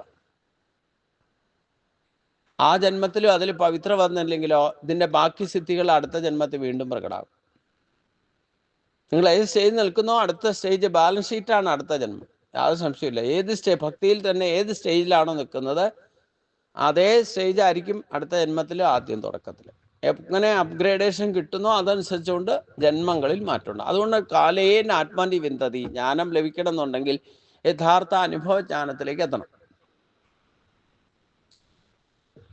അതാണ് ഇനി പറയുന്നത്. ആ ജ്ഞാനം, യഥാർത്ഥ ജ്ഞാനം ലഭിക്കണം, നിങ്ങൾക്ക് ശാന്തി അനുഭവിക്കണമെങ്കിൽ ഈ സിദ്ധികളുടെ മുകളിൽ വളരെ ശ്രദ്ധ വേണം. അതാണ് ശ്രദ്ധാവാൻ ലഭതേ ജ്ഞാനം തത്പര സംയതേന്ദ്രിയ ജ്ഞാനം ലത്വ പരാം ശാന്തി ആചിരേണാധിഗച്ഛതി. ശ്രദ്ധാവാൻ ലഭതേ ജ്ഞാനം തൽപര, പരമാത്മാ ജ്ഞാന സമ്പാദനത്തിൽ തൽപരനായിരിക്കണം. ആദ്യത്തെ ശ്രദ്ധ നമുക്കുണ്ടാകണമെങ്കിൽ, നിങ്ങൾ ഏത് കർമ്മം ചെയ്യണമെങ്കിലും അതില് ഇച്ഛാശക്തിയെ ഉണർത്തി താല്പര്യത്തോടെ ചെയ്യണം. അതായത് സ്വന്തം താല്പര്യം, സ്വന്തം അഭിപ്രായം, സ്വന്തമായ കഴിവുകൾ ഒക്കെ ഉപയോഗിക്കണം. അവിടെയാണ് താല്പര്യം എന്ന് പറയാം. നമുക്ക് താല്പര്യം ഇഷ്ടമുള്ള, നമുക്ക് വാസനാബലത്താൽ താല്പര്യമുള്ള കർമ്മമാണെങ്കിൽ നമ്മൾ പെർഫെക്റ്റ് ആയിട്ട് വളരെ ശ്രദ്ധയോടെ ചെയ്യും. ഇല്ലെങ്കിൽ ശ്രദ്ധ ഉണ്ടാവില്ല. അതാ ഞാൻ പറഞ്ഞേ, നമ്മളിപ്പോൾ സഹസ്രനാമമൊക്കെ പഠിക്കാതിരിക്കുന്ന സമയത്ത് നല്ലോണം നാരായണിയോ ഗീതയൊക്കെ പഠിക്കുന്ന സമയത്ത് ഭയങ്കര ശ്രദ്ധയായിരിക്കും. വളരെ ശ്രദ്ധയോടെയൊക്കെ കൈകാര്യം ചെയ്യും. പഠിച്ചു കഴിഞ്ഞാലോ പിന്നെ ശ്രദ്ധ കുറയും. അപ്പം അതിൻ്റെ ഫലസിദ്ധിയും കുറയും. വളരെ ശ്രദ്ധയോടെ പഠിച്ചപ്പോൾ ഇതൊക്കെ പഠിക്കാൻ സാധിച്ചു. ഇനി പഠിത്തം കഴിഞ്ഞു, എനിക്കെല്ലാം അറിയാമെന്നുള്ള ഭാവം വന്നു, പിന്നെ പടപടാന്ന് ചൊല്ലിത്തീർക്കും. വഴിപാട് കഴിക്കുന്ന പോലെയൊക്കെ ചൊല്ലലിൽ തന്നെ നിർത്തും. ഇനി പഠിച്ചു, ഇന്നിപ്പോൾ ദിവസവും ചെയ്യേണ്ടപ്പോൾ എന്താ കാര്യം? നമുക്ക് ഒരേ കാര്യം നിത്യനൈമിത്യ കർമ്മങ്ങൾ, പ്രത്യേകിച്ച് ഈശ്വര കാര്യങ്ങൾ മുടങ്ങാതെ കൃത്യമായിട്ട് ചെയ്യാൻ സാധിച്ചാൽ അത് തന്നെ ഒരു യോഗ. മുടങ്ങാതെ ചെയ്യാൻ സാധിക്കണം. അത് നമ്മളെ ഒഴിച്ചുകൂടാൻ പാടില്ലാത്തൊരു സ്വഭാവമായി മാറും. അതിൽ നല്ലോണം ശ്രദ്ധ ഉണ്ടാകുകയും വേണം. വെറുതെ വഴിപാട് കഴിക്കുന്ന പോലെ കഴിച്ചിട്ട് കാര്യമില്ല. ഈ ഭക്തിയുടെ കാര്യത്തിലും നമുക്ക് നല്ലോണം ശ്രദ്ധയുണ്ടോ ഇല്ലയോ എന്നുള്ളത് സ്വയം വിലയിരുത്തണം എന്നർത്ഥം. ഇവിടേക്കാണ് സെൽഫ് അനലൈസേഷൻ നല്ലോണം വേണ്ടത്. അപ്പം അതുകൊണ്ട് ആർക്കാണോ നല്ലവണ്ണം ചെയ്യുന്ന കർമ്മത്തിൽ ശ്രദ്ധയുള്ളത് അവർക്കാണ് ആ ജ്ഞാനം ലഭിക്കൂ. തൽപരസംയതേന്ദ്രിയ, സംയതേന്ദ്രിയ, ഇന്ദ്രിയ സംയമനം സാധിച്ചവനാകണം. അപ്പോഴേ ശ്രദ്ധ. ഇന്ദ്രിയ സംയമനം ഇല്ലെങ്കിൽ നമുക്ക് ശ്രദ്ധയോടെ ചെയ്യാൻ സാധ്യമല്ല. ശ്രദ്ധാലുവിന് ജ്ഞാനം ലഭത്തെ, ജ്ഞാനം ലഭിക്കുന്നു. ജ്ഞാനം ലത്വ, ജ്ഞാനം ലഭിച്ചിട്ട് ആചിരേണാതി, വേഗം തന്നെ പരാം ശാന്തി, പരമമായ ശാന്തിയെ പ്രാപിക്കുന്നു. അധിഗച്ഛതി, പ്രാപിക്കുന്നു. ആത്മജ്ഞാന സമ്പാദനത്തിൽ തൽപരനും ഇന്ദ്രിയ സംയമനം സാധിച്ചവനുമായിരിക്കുന്ന ശ്രദ്ധാലുവിന് ജ്ഞാനം ലഭിക്കും. ജ്ഞാനം ലഭിച്ചാൽ ഏറെ വൈകാതെ തന്നെ അവൻ പരമമായ ശാന്തിയെ പ്രാപിക്കും. ജ്ഞാനലാഭനത്തിന് ആവശ്യം വേണ്ട ഗുണങ്ങൾ ഇവിടെ എടുത്തു പറഞ്ഞിട്ടുണ്ട്. താല്പര്യം, ഇന്ദ്രിയ സംയമനം, ശ്രദ്ധ കേവലമായ ഏകാഗ്രതയല്ല, ശാസ്ത്രത്തിലും ഗുരു ഉപദേശത്തിലുമുള്ള വിശ്വാസമാണ്.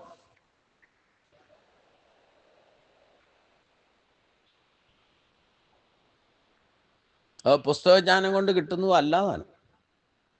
പുസ്തകജ്ഞാനം കൊണ്ട് നിങ്ങൾ താല്പര്യത്തോടുകൂടി ഗീതാ പുസ്തകമൊക്കെ വായിച്ചാലും അതിൽ ശ്രദ്ധയുണ്ടാകണം. പിന്നെ അതിൽ നിന്ന് പരമാത്മാ ജ്ഞാന സമ്പാദനത്തിൽ ഇച്ഛാശക്തി ഉണരണം, അതിൽ താല്പര്യമുണ്ടാകണം. അപ്പോഴേ ജിജ്ഞാസയാവുള്ളൂ. എത്ര കേട്ടാലും മതി വരാത്ത ഒരവസ്ഥയിലേക്ക് എത്തുമ്പോഴാണ് ആ പരമാത്മാ സാക്ഷാത്കാരത്തിന് അഥവാ പരമാത്മാ ജ്ഞാന സമ്പാദനത്തിൽ തൽപരനാണ് എന്നറിയാൻ പറ്റും. ഇന്ദ്രിയ സംയമനം സാധിച്ചവനുമായിരിക്കുന്ന ശ്രദ്ധാലുവിന് ജ്ഞാനം ലഭിക്കുകയും ചെയ്യും. അതിനു വേണ്ടിയിട്ട് ഇന്ദ്രിയ സംയമനം വേണം. അപ്പം ഞാനിത് പറയുന്നത് നിങ്ങളെ വളരെ ശ്രദ്ധയോടെ ഇന്ദ്രിയ സംയമനവും മനസ്സ് ഏകാഗ്രമാക്കിക്കൊണ്ടല്ല, വേറെ എന്തെങ്കിലും വിഷയം നിങ്ങൾ മനസ്സിൽ കൊളുത്തിപ്പിടിക്കുന്നുണ്ടെങ്കിൽ നിങ്ങൾ ശ്രദ്ധയോടെ കേൾക്കാൻ സാധിക്കില്ല. ശ്രദ്ധയോടെ കേട്ടില്ലെങ്കിൽ പവിത്രമായ ജ്ഞാനം ലഭിക്കുകയില്ല. ആ ജ്ഞാനം ലഭിക്കാതിരുന്നാൽ ശാന്തിയും കിട്ടില്ല.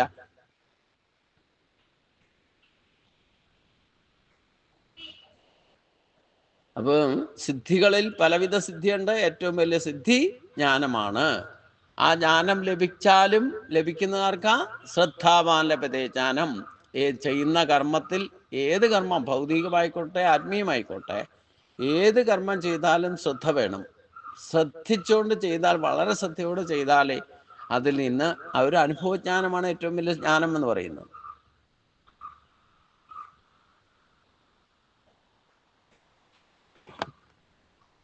അപ്പൊ അതുകൊണ്ട് ജ്ഞാന ലാഭത്തിന് ആവശ്യം വേണ്ട ഗുണങ്ങൾ ഇവിടെ എടുത്തു പറഞ്ഞിരിക്കുന്നു.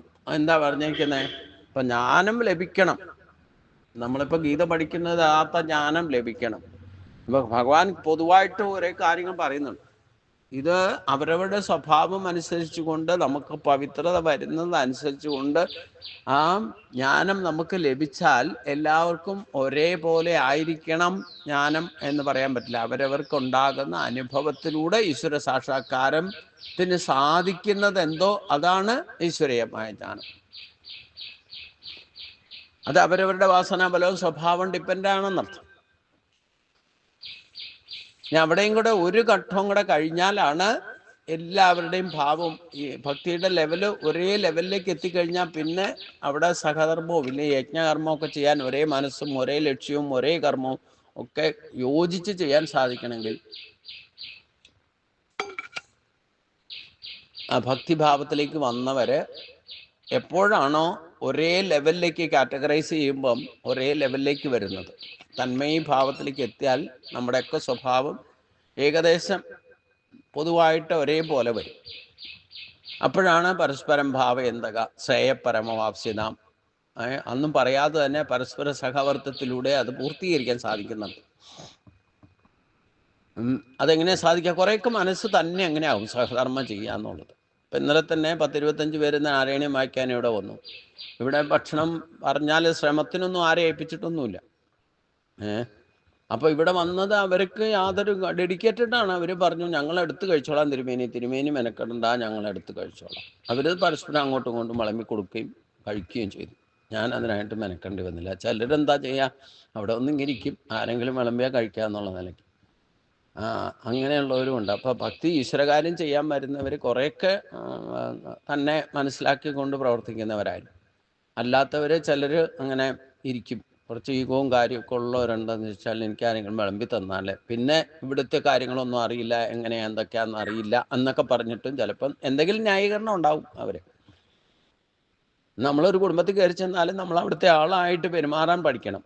അതാണ് ഡെഡിക്കേഷൻ. അപ്പോൾ ഭക്തിയുടെ ആ ശ്രദ്ധയും താല്പര്യമൊക്കെ ഉണ്ടെങ്കിൽ തന്നെ വരും അത്.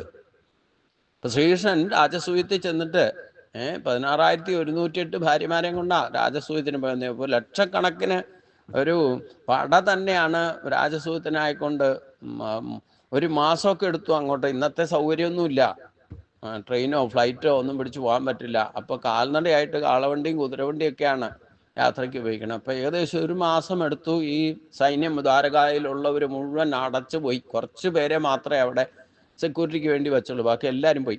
അവിടെ ചെന്നിട്ട് ശ്രീകൃഷ്ണനാണ് ഓടി നടന്ന എല്ലാ കാര്യങ്ങളും പ്രവർത്തിച്ചിരുന്നത്. അത്രയും ഡെഡിക്കേറ്റഡ് ആയിട്ട് ബാക്കിയുള്ളവരാരും പ്രവർത്തിച്ചിട്ടായി കാണില്ല.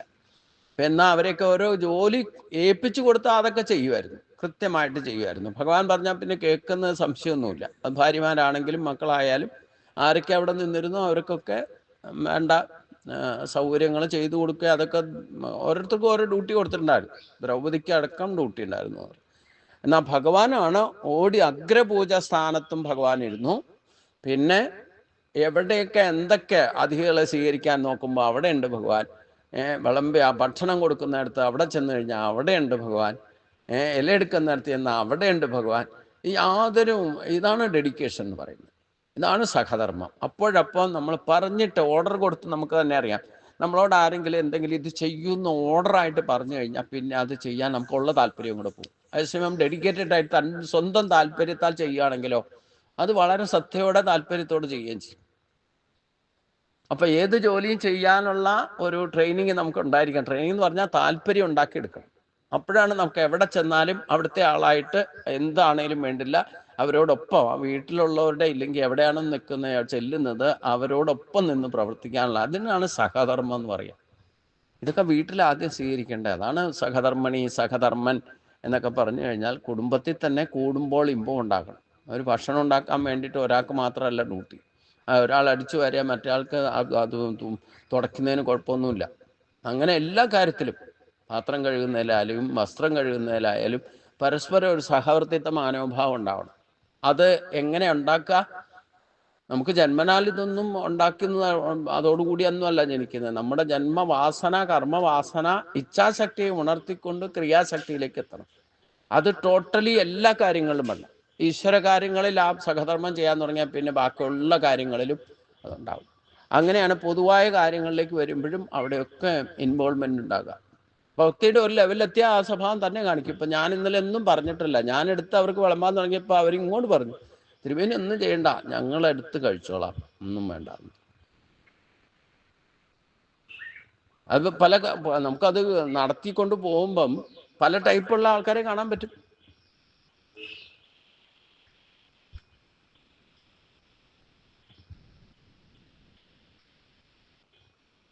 ഇത് മാത്രമല്ല, 10-25 പേര് വന്ന് ഭക്ഷണം കഴിച്ചു. ആ ഭക്ഷണത്തിൻ്റെ പൈസ പോലും ഇവിടെ അവർ സമർപ്പിച്ചിട്ടാണ് പോയത്. ഞാൻ ഭക്ഷണത്തിൻ്റെ ഒന്നും വേണ്ടാന്ന് പറഞ്ഞത്. എന്നിട്ടും ഗുരുവായൂരപ്പൻ്റെ അനുഗ്രഹം കൊണ്ട് എനിക്കൊരു പ്രാരാബ്ധം ഉണ്ടാകാറില്ല. എത്ര പൈസയാണോ, ഇനി ഞാൻ 1200 രൂപ ചിലവായത്, 1200 രൂപ വൈകുന്നേരം ആയപ്പോഴത്തേനും ഇവിടെ നടക്കിൽ വന്നു.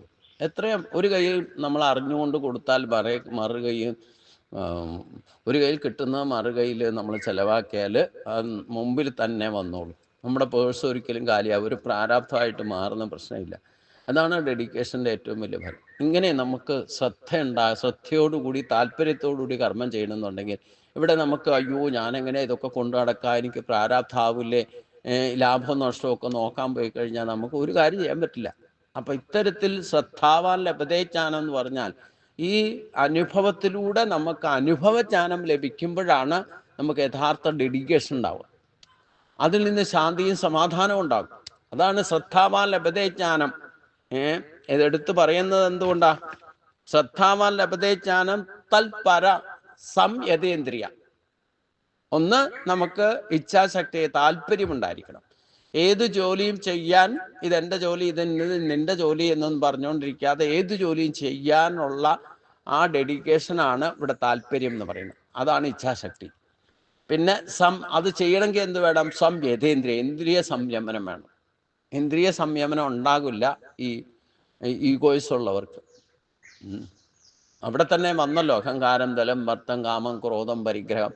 ഈശ്വര കാര്യങ്ങളിൽ തന്നെ നമുക്ക് ഒരു ക്ഷേത്രത്തിൽ മഹത്തായ യജ്ഞം നടക്കുന്നുണ്ട്, ഉത്സവം നടക്കുന്നുണ്ടെങ്കിൽ ആ കൂടെ കൂടിച്ചേരല് നമുക്ക് ഇതൊക്കെ തിരിച്ചറിയാം, ആരാണ് ഡെഡിക്കേറ്റഡ് അല്ലാത്തതെന്നൊക്കെ. ചില ആൾക്കാരുണ്ട് പറഞ്ഞാലേ ചെയ്യൂ, പറഞ്ഞാൽ അവർ ചെയ്യും. ചില ആൾക്കാർ പറഞ്ഞാൽ ചെയ്യില്ല.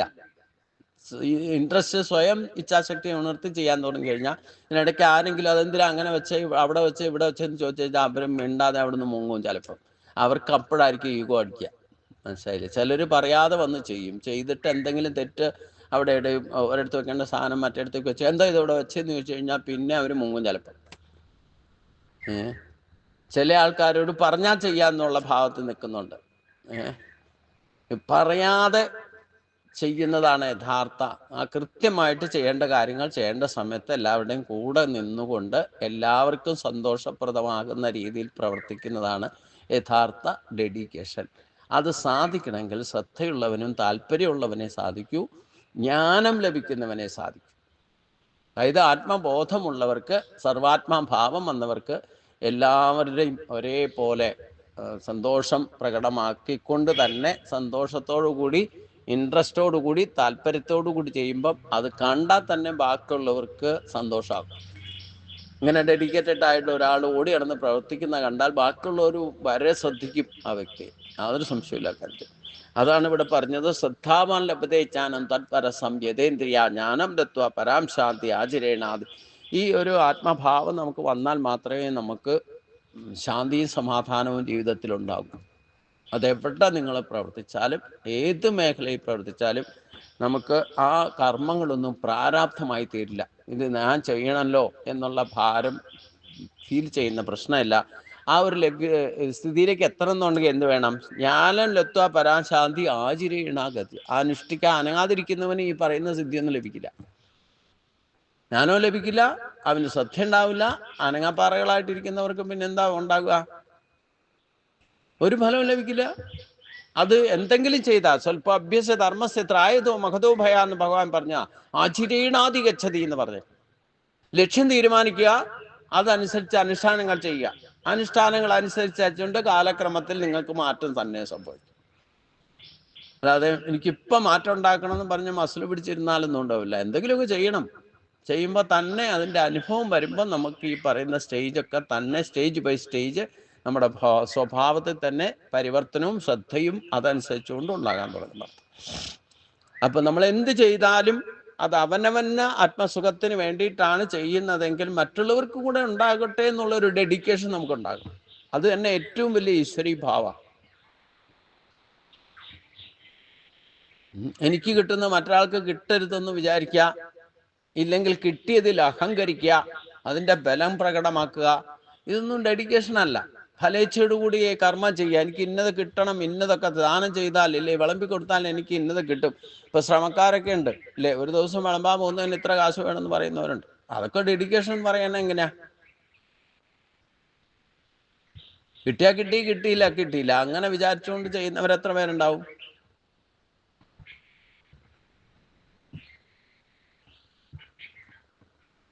അപ്പൊ ഡെഡിക്കേഷൻ എന്ന് പറഞ്ഞു കഴിഞ്ഞാൽ തന്നെ ഫലേച്ഛയോടുകൂടി കർമ്മം ചെയ്താൽ ആ ഫലം ലഭിക്കുമ്പം തുടക്കത്തിലൊക്കെ സന്തോഷമാവും, അത് ഇത്ര വേണമെന്ന് പറയും, അത് വാങ്ങും.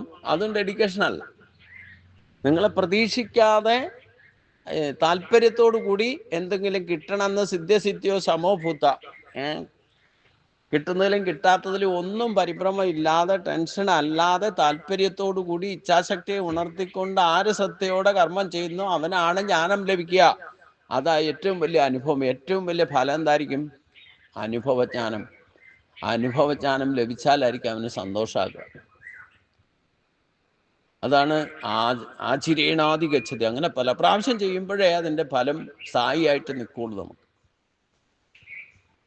പിന്നെ ചിന്തിക്കുന്നു, പറയുന്നു, പ്രവർത്തിക്കുന്നു ഒന്ന് തന്നെ ഡെഡിക്കേറ്റഡ് ആയിട്ട് മാറും. അതാണ് ആചിരേണാദി ഗച്ഛതി എന്ന് പറഞ്ഞതിൻ്റെ കാര്യം. അപ്പൊ അതുകൊണ്ട് പരമാത്മാ ജ്ഞാനസമ്പാദനത്തില്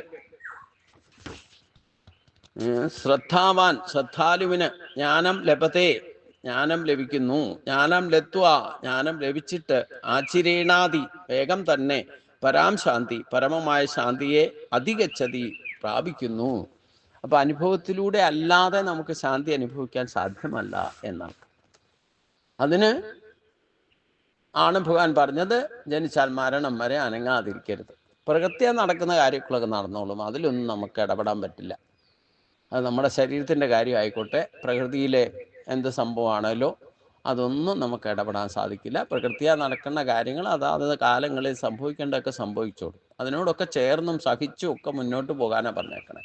മാത്രാ സ്പർശാസ്തു കൗന്ദേയ ശീതോഷ്ണ സുഖദുഃഖത ആഗമാ പായിനോ നിത്യ താം തിരിശ്വസ്വ ഭാരത എന്ന് പറഞ്ഞു. സഹിക്കാൻ പഠിച്ചാൽ ഈ പ്രകൃതിയുടെയും ഇല്ലെങ്കിൽ നമ്മുടെ സ്വഭാവത്തിൽ ശരീരത്തിനുണ്ടാകുന്ന കൺസിക്വൻസോ വാട്ട് ഇറ്റ് ഈസ്, അതെല്ലാം നമുക്ക് സഹിക്കാൻ പഠിച്ചു കഴിഞ്ഞാൽ പിന്നെ എല്ലാം ഈസി ആയിട്ട് മാറും.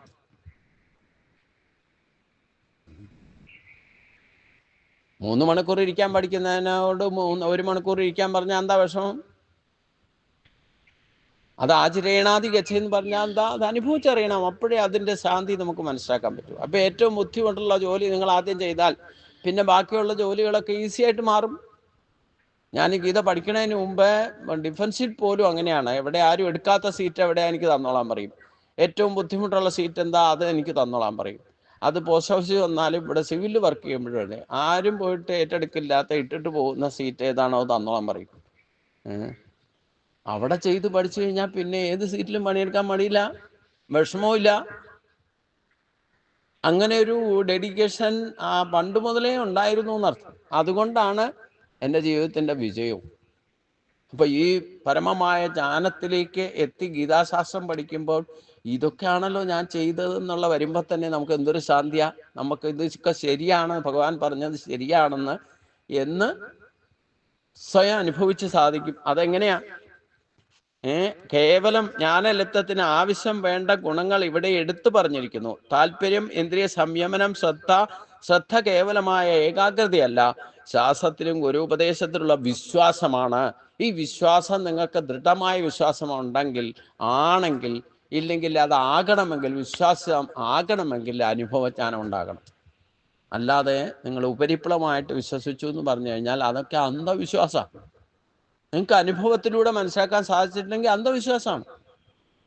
അന്ധമായിട്ട് ആരെങ്കിലും പറയണ വിശ്വസിച്ചിട്ട് എന്താ കാര്യം? അതിൽ നിങ്ങൾക്ക് യഥാർത്ഥ ഫലം അനുഭവിക്കാൻ സാധ്യമല്ല. അതാണ് പറഞ്ഞത്, ശ്രദ്ധാമാൻ ലഭ്യതേച്ചാനം തത്പരസം യഥേന്ദ്രിയ ജ്ഞാനം ലത്വ പരാം ശാന്തി ആചിരേണാധിഗച്ഛതി എന്ന് പറഞ്ഞതിൻ്റെ ഉദ്ദേശം അത്. എന്തെങ്കിലും ചെയ്യാതെ എന്തെങ്കിലും ഫലം കിട്ടുമോ? ഒന്നും ചെയ്യാതിരിക്കുന്നത് നല്ലത്. എന്തെങ്കിലും ചെയ്യൂ. വെറുതെ ഇരുന്നിട്ടില്ലേ, വെറുതെ കിടന്നിട്ട് ഉറക്കം വരാതെ കിടക്കുമ്പോഴും വെറുതെ അതും ഇതും ആലോചിച്ചു കൊണ്ടിരിക്കാൻ പാടില്ല. ആലോചിച്ചാൽ അത് തന്നെ വേണ്ടാത്ത കാര്യങ്ങളൊക്കെ, വേണ്ടാത്ത കാര്യങ്ങളൊന്നും ചെയ്യാൻ ശരീരം കൊണ്ടൊന്നും ചെയ്യില്ല. വെറുതെ ഇരുന്ന് അതും ഇതും ആലോചിച്ചാൽ മിഥ്യാചാരം, അതാണ് ഏറ്റവും വലിയ പാപം എന്നാ ഭഗവാൻ പറഞ്ഞേക്കാം. അവനൊന്നുമില്ല പ്രയോജനം, മറ്റുള്ളവർക്കും ഇല്ല, ആർക്കുമില്ല. ഈ ലോകത്തിന് തന്നെ ഒരു പ്രയോജനമില്ല. അത്തരത്തിലുള്ളവർക്ക് എങ്ങനെയാ ഒരു വിശ്വാസവും ഇല്ലെങ്കിൽ ഒരു ആചാരം അനുഷ്ഠിക്കാത്തവനെ എങ്ങനെ ഫലം കിട്ടും? ഏറ്റവും വലിയ ഫലം എന്താ? അനുഭവച്ചാണ്. എത്ര പറഞ്ഞാലും നേരത്തെ എഴുന്നേക്കാത്ത ആൾക്ക് നേരത്തെ എഴുന്നേറ്റതിൻ്റെ ഫലം എങ്ങനെയാ മനസ്സിലാവുക? അത് ചെയ്ത് നോക്കിയാലേ അറിയുള്ളൂ. എന്നാ നേരത്തെ എഴുന്നേറ്റാൻ ബ്രഹ്മമുഹൂർത്തമാണ്, സാത്വിക ഗുണം കൂടുതലാണ്, ഇങ്ങനെ പുസ്തകത്തിൽ നിന്നോ ഞാൻ പറയണമെന്നോ കേട്ടോണ്ട് കാര്യമില്ല. നിങ്ങളത് അനുഭവിച്ചറിയണം. അനുഭവിച്ചറിയുമ്പോഴേ ദൃഢമായ വിശ്വാസം വരും. അവിടെ അന്ധവിശ്വാസമല്ല. അതേസമയം ഞാൻ പറയുന്നത് അന്ധമായിട്ട് വിശ്വസിക്കുകയും നിങ്ങളൊന്നും ചെയ്യാതെ ഇരുന്നാൽ അത് അന്ധവിശ്വാസം തന്നെയാണ്. ഞാൻ പറഞ്ഞത് വിശ്വാസമാകണമെങ്കിൽ അനുഭവിച്ചറിയണം എന്നർത്ഥം. അതുകൊണ്ട് കേവലമായിരിക്കുന്ന ശാസ്ത്ര ഉപദേശങ്ങളിലോ അല്ല മഹിമയിരിക്കുന്നത്. ആ പുസ്തകത്തിൽ പറഞ്ഞല്ലേ, ശാസ്ത്രത്തിൽ പറഞ്ഞല്ലോ, ആ ശാസ്ത്രങ്ങൾ പറഞ്ഞു തരുന്ന ഗുരു പറയുന്നതിലുള്ള വിശ്വാസം എന്ന് പറയുന്നത് അനുഭവിച്ചറിയുമ്പോഴേ യഥാർത്ഥ ദൃഢമായ വിശ്വാസം ഉണ്ടാകും. പിന്നെ ഒരു കാരണവശാലും അതിൽ നിന്ന് വ്യതിചലിക്കില്ല. ഇല്ലെങ്കിൽ എന്താ കുഴപ്പം? ഇല്ലെങ്കിലുള്ള കുഴപ്പമാണ് ഭഗവാൻ ഇനി പറയുന്നത്. അജ്ഞാസ അശ്രദ്ധദാനസ സംശയാത്മ വിനസതി ന്യായം ലോകോ അസ്ഥിനപ്പരോ നാ സുഖം സംശയാത്മന. അജ്ഞ ശ്രദ്ധദാനാച, അജ്ഞനും ശ്രദ്ധയില്ലാത്തവനും, സംശയാത്മാ സർവത്തെയും സംശയിക്കുന്നവനും, വിനശ്യതി നശിച്ചു പോകുന്നു, സംശയാത്മന സംശയാത്മാവായവന്, അയം ലോക പരം ന ആസ്തി, ഈ ലോകവും പരലോകവും ഇല്ല, സുഖം ന അസ്തി പറഞ്ഞാൽ അവനൊരിക്കലും സുഖം ലഭിക്കുന്നതല്ല. അജ്ഞനും ശ്രദ്ധയില്ലാത്തവനും,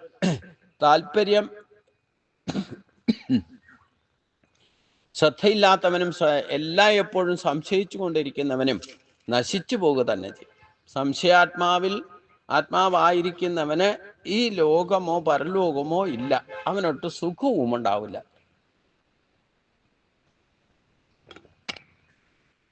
തൊട്ടനും പിടിച്ചവനും ഒക്കെ സംശയിച്ചുകൊണ്ടിരിക്കുന്ന ആൾക്ക് ഒരിക്കലും ശാന്തി സമാധാനം ഉണ്ടാവില്ല എന്ന്.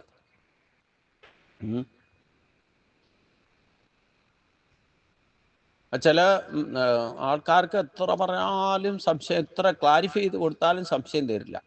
ഞാൻ ഡിഫൻസിൽ വർക്ക് ചെയ്യുമ്പോൾ എൻ്റെ ഒരു സീനിയർ ഉണ്ടായിരുന്നു. നമ്മൾ ഫയലൊക്കെ അഡ്മിനിസ്ട്രേഷനിൽ വർക്ക് ചെയ്യുമ്പോഴേ നമ്മൾ വളരെ കറക്റ്റായിട്ട് അതിൻ്റെ റീപ്ലൈ ഒക്കെ ടൈപ്പ് ചെയ്ത് കൊണ്ടുപോയി വെച്ച് കഴിഞ്ഞാൽ ഒക്കെ പല പ്രാവശ്യം ചോദിക്കലും പറയലും വിശദീകരിക്കലും ഒക്കെ കഴിഞ്ഞാലും വേണ്ടില്ല, ഒപ്പിടാൻ സമയത്ത് ഈ പേന പിടിച്ച് ഇങ്ങനെ ഇളക്കിക്കൊണ്ടിരിക്കും. എന്ത് ചെയ്താൽ ഒപ്പിടില്ല. ഇതാണ് സംശയാത്മാവിനസതി. ഈ ലോകവും ഇല്ല, പരലോകവും ഇല്ല. ഇങ്ങനെയുള്ള ആൾക്കാരുണ്ട്. ഈ കർണാടകക്കാർക്കൊക്കെ ഭയങ്കര സംശയാലുക്കളാണ്. എത്ര പറഞ്ഞാലും മനസ്സിലാവുകയല്ല. ചില ഇങ്ങനെ പല ഈ പ്രദേശത്തിൻ്റെ ആണോ എന്നറിയില്ല, ചില സ്ഥലത്തൊക്കെ എങ്ങനെയൊക്കെ കാണാനുണ്ട് ചില ആൾക്കാർ. മഹാരാഷ്ട്രൻസ് അതുപോലെ കുറേയൊക്കെ സംശയം കുറച്ച് അയലൊക്കത്തുള്ളത് കൊണ്ടാണെന്ന് തോന്നുന്നു. ഇപ്പോൾ ഈ അതെന്തുകൊണ്ടാണ്? യഥാർത്ഥത്തിൽ അജ്ഞത അറിവില്ലെങ്കിൽ എന്നാൽ അത് പറഞ്ഞ് ക്ലാരിഫൈ ചെയ്ത് കൊടുത്താലെങ്കിലും മനസ്സിലാക്കണ്ടേ. എന്നാലും പിന്നെയും എത്ര പറഞ്ഞാലും സംശയം തീരില്ല. അങ്ങനെയുള്ള ആൾക്കാരും ഉണ്ട്. നമുക്ക് പല ആൾക്കാരുമായിട്ട് ഈശ്വര കാര്യങ്ങളിൽ തന്നെയാണെങ്കിലും നമുക്ക് സജ്ജനങ്ങളുമായിട്ട് ബന്ധപ്പെടുമ്പോൾ പോലും ചിലർക്കൊക്കെ എത്ര പറഞ്ഞാലും സംശയം തീരില്ല. ഒന്നിനു പുറകെ ഒന്നായിട്ട് എൻ്റെയും ഇങ്ങനെ സംശയം ചോദിക്കും. സംശയിക്കാനുള്ളത് ആധ്യാത്മികയിൽ പോയി കഴിഞ്ഞാൽ ഇഷ്ടം പോലെ ഉണ്ട്. സംശയം തോന്നാവുന്ന ഒരു വിഷമമില്ല. ഗുരുവായൂരപ്പനെ തൊഴാൻ പോയിട്ട് നിങ്ങൾ ആ നിമിഷത്തേക്ക്, ഒരു നിമിഷത്തേക്ക് കണ്ണടച്ചാൽ മതി. കണ്ണടച്ച് തുറക്കണതിന് മുമ്പ് കാവൽക്കാർ നിങ്ങളെ തള്ളി മാറ്റും.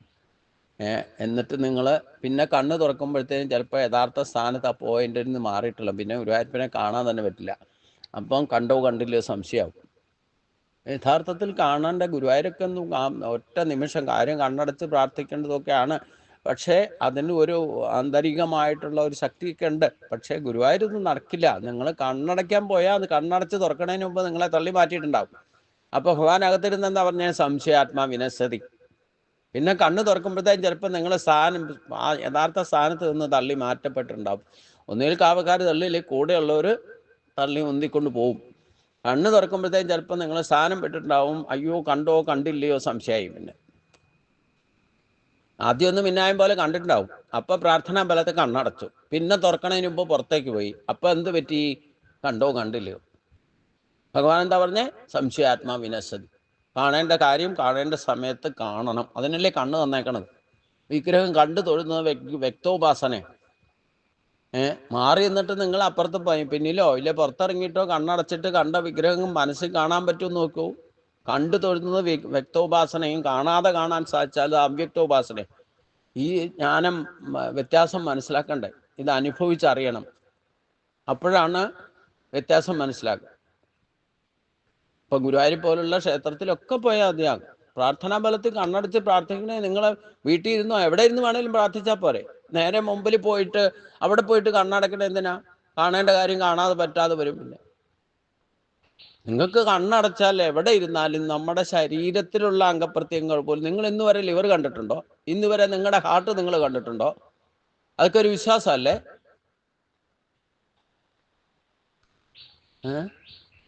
നമുക്കതൊക്കെ ധ്യാനിക്കാനേ. കണ്ണടച്ചിരുന്നിട്ട് ശരീരത്തിലുള്ള അവയവങ്ങളൊക്കെ കണ്ടതായിട്ട് നമുക്ക് ഇല്ലേ അത് ഇന്നതാണ് മോഡലെന്നും ഫോട്ടോയോ പിക്ചറോ എന്തെങ്കിലും കണ്ടിട്ടല്ലേ നമ്മളൊരു ഭാവന ഉണ്ടാക്കണേ. നമ്മൾ ഇന്ന് വരെ ശരീരം വരെ മുഴുവൻ കണ്ടിട്ടുണ്ടായിരിക്കണം. ഒരിക്കലും കാണാൻ സാധ്യമില്ല. ഓരോരോ ഭാവങ്ങളും കയ്യും കാലും ഒക്കെ വേണമെങ്കിൽ കാണാം. വിരലുകൾ കാണാം, നഖം കാണാം.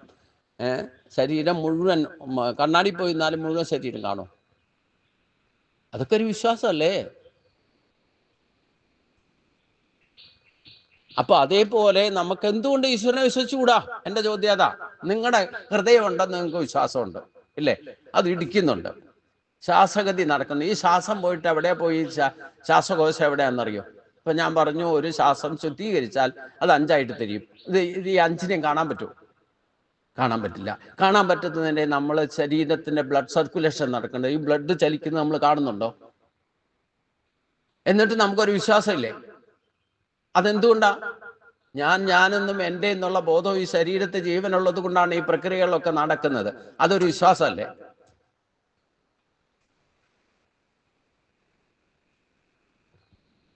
അതിലെങ്ങനെ അജ്ഞത വരിക? അതിലെന്താ സംശയം വരിക? നിങ്ങളുടെ ബ്ലഡ് സർക്കുലേഷൻ നടക്കുന്നുണ്ട്. പൾസ് കൈകൊണ്ട് പിടിച്ചു നോക്കൂ. അപ്പൊ അറിയാമല്ലോ ഹൃദയം ഇടിക്കണ്ടോ എന്നുള്ളതൊക്കെ. മൂക്ക് കുറച്ച് നേരം അടച്ചു പിടിച്ചു നോക്കും. അപ്പം ശ്വാസം നിന്നു പോകുമ്പോൾ അറിയാം. ശ്വാസത്തിന്റെ പ്രത്യേകത അനുഭവിച്ചറിയുമ്പോഴാണ് സംശയം തീരുക.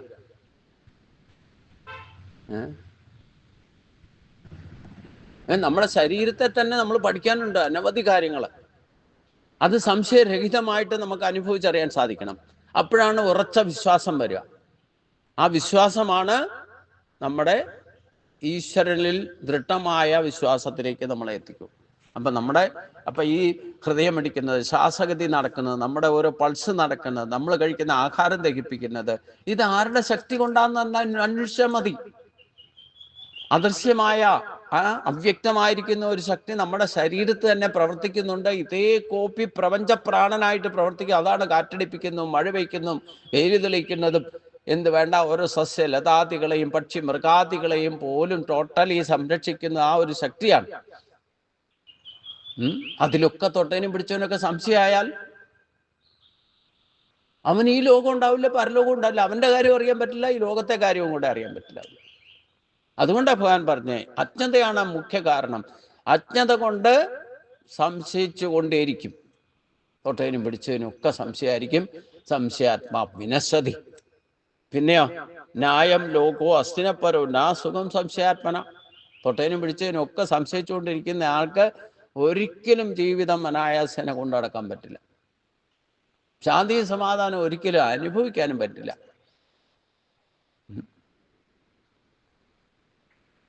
ഒരു കള്ളം കാക്കാൻ പോയാലും സംശയം ഉണ്ടാകാൻ പാടില്ല. സംശയം ഉണ്ടായാൽ പിടിക്കപ്പെടും.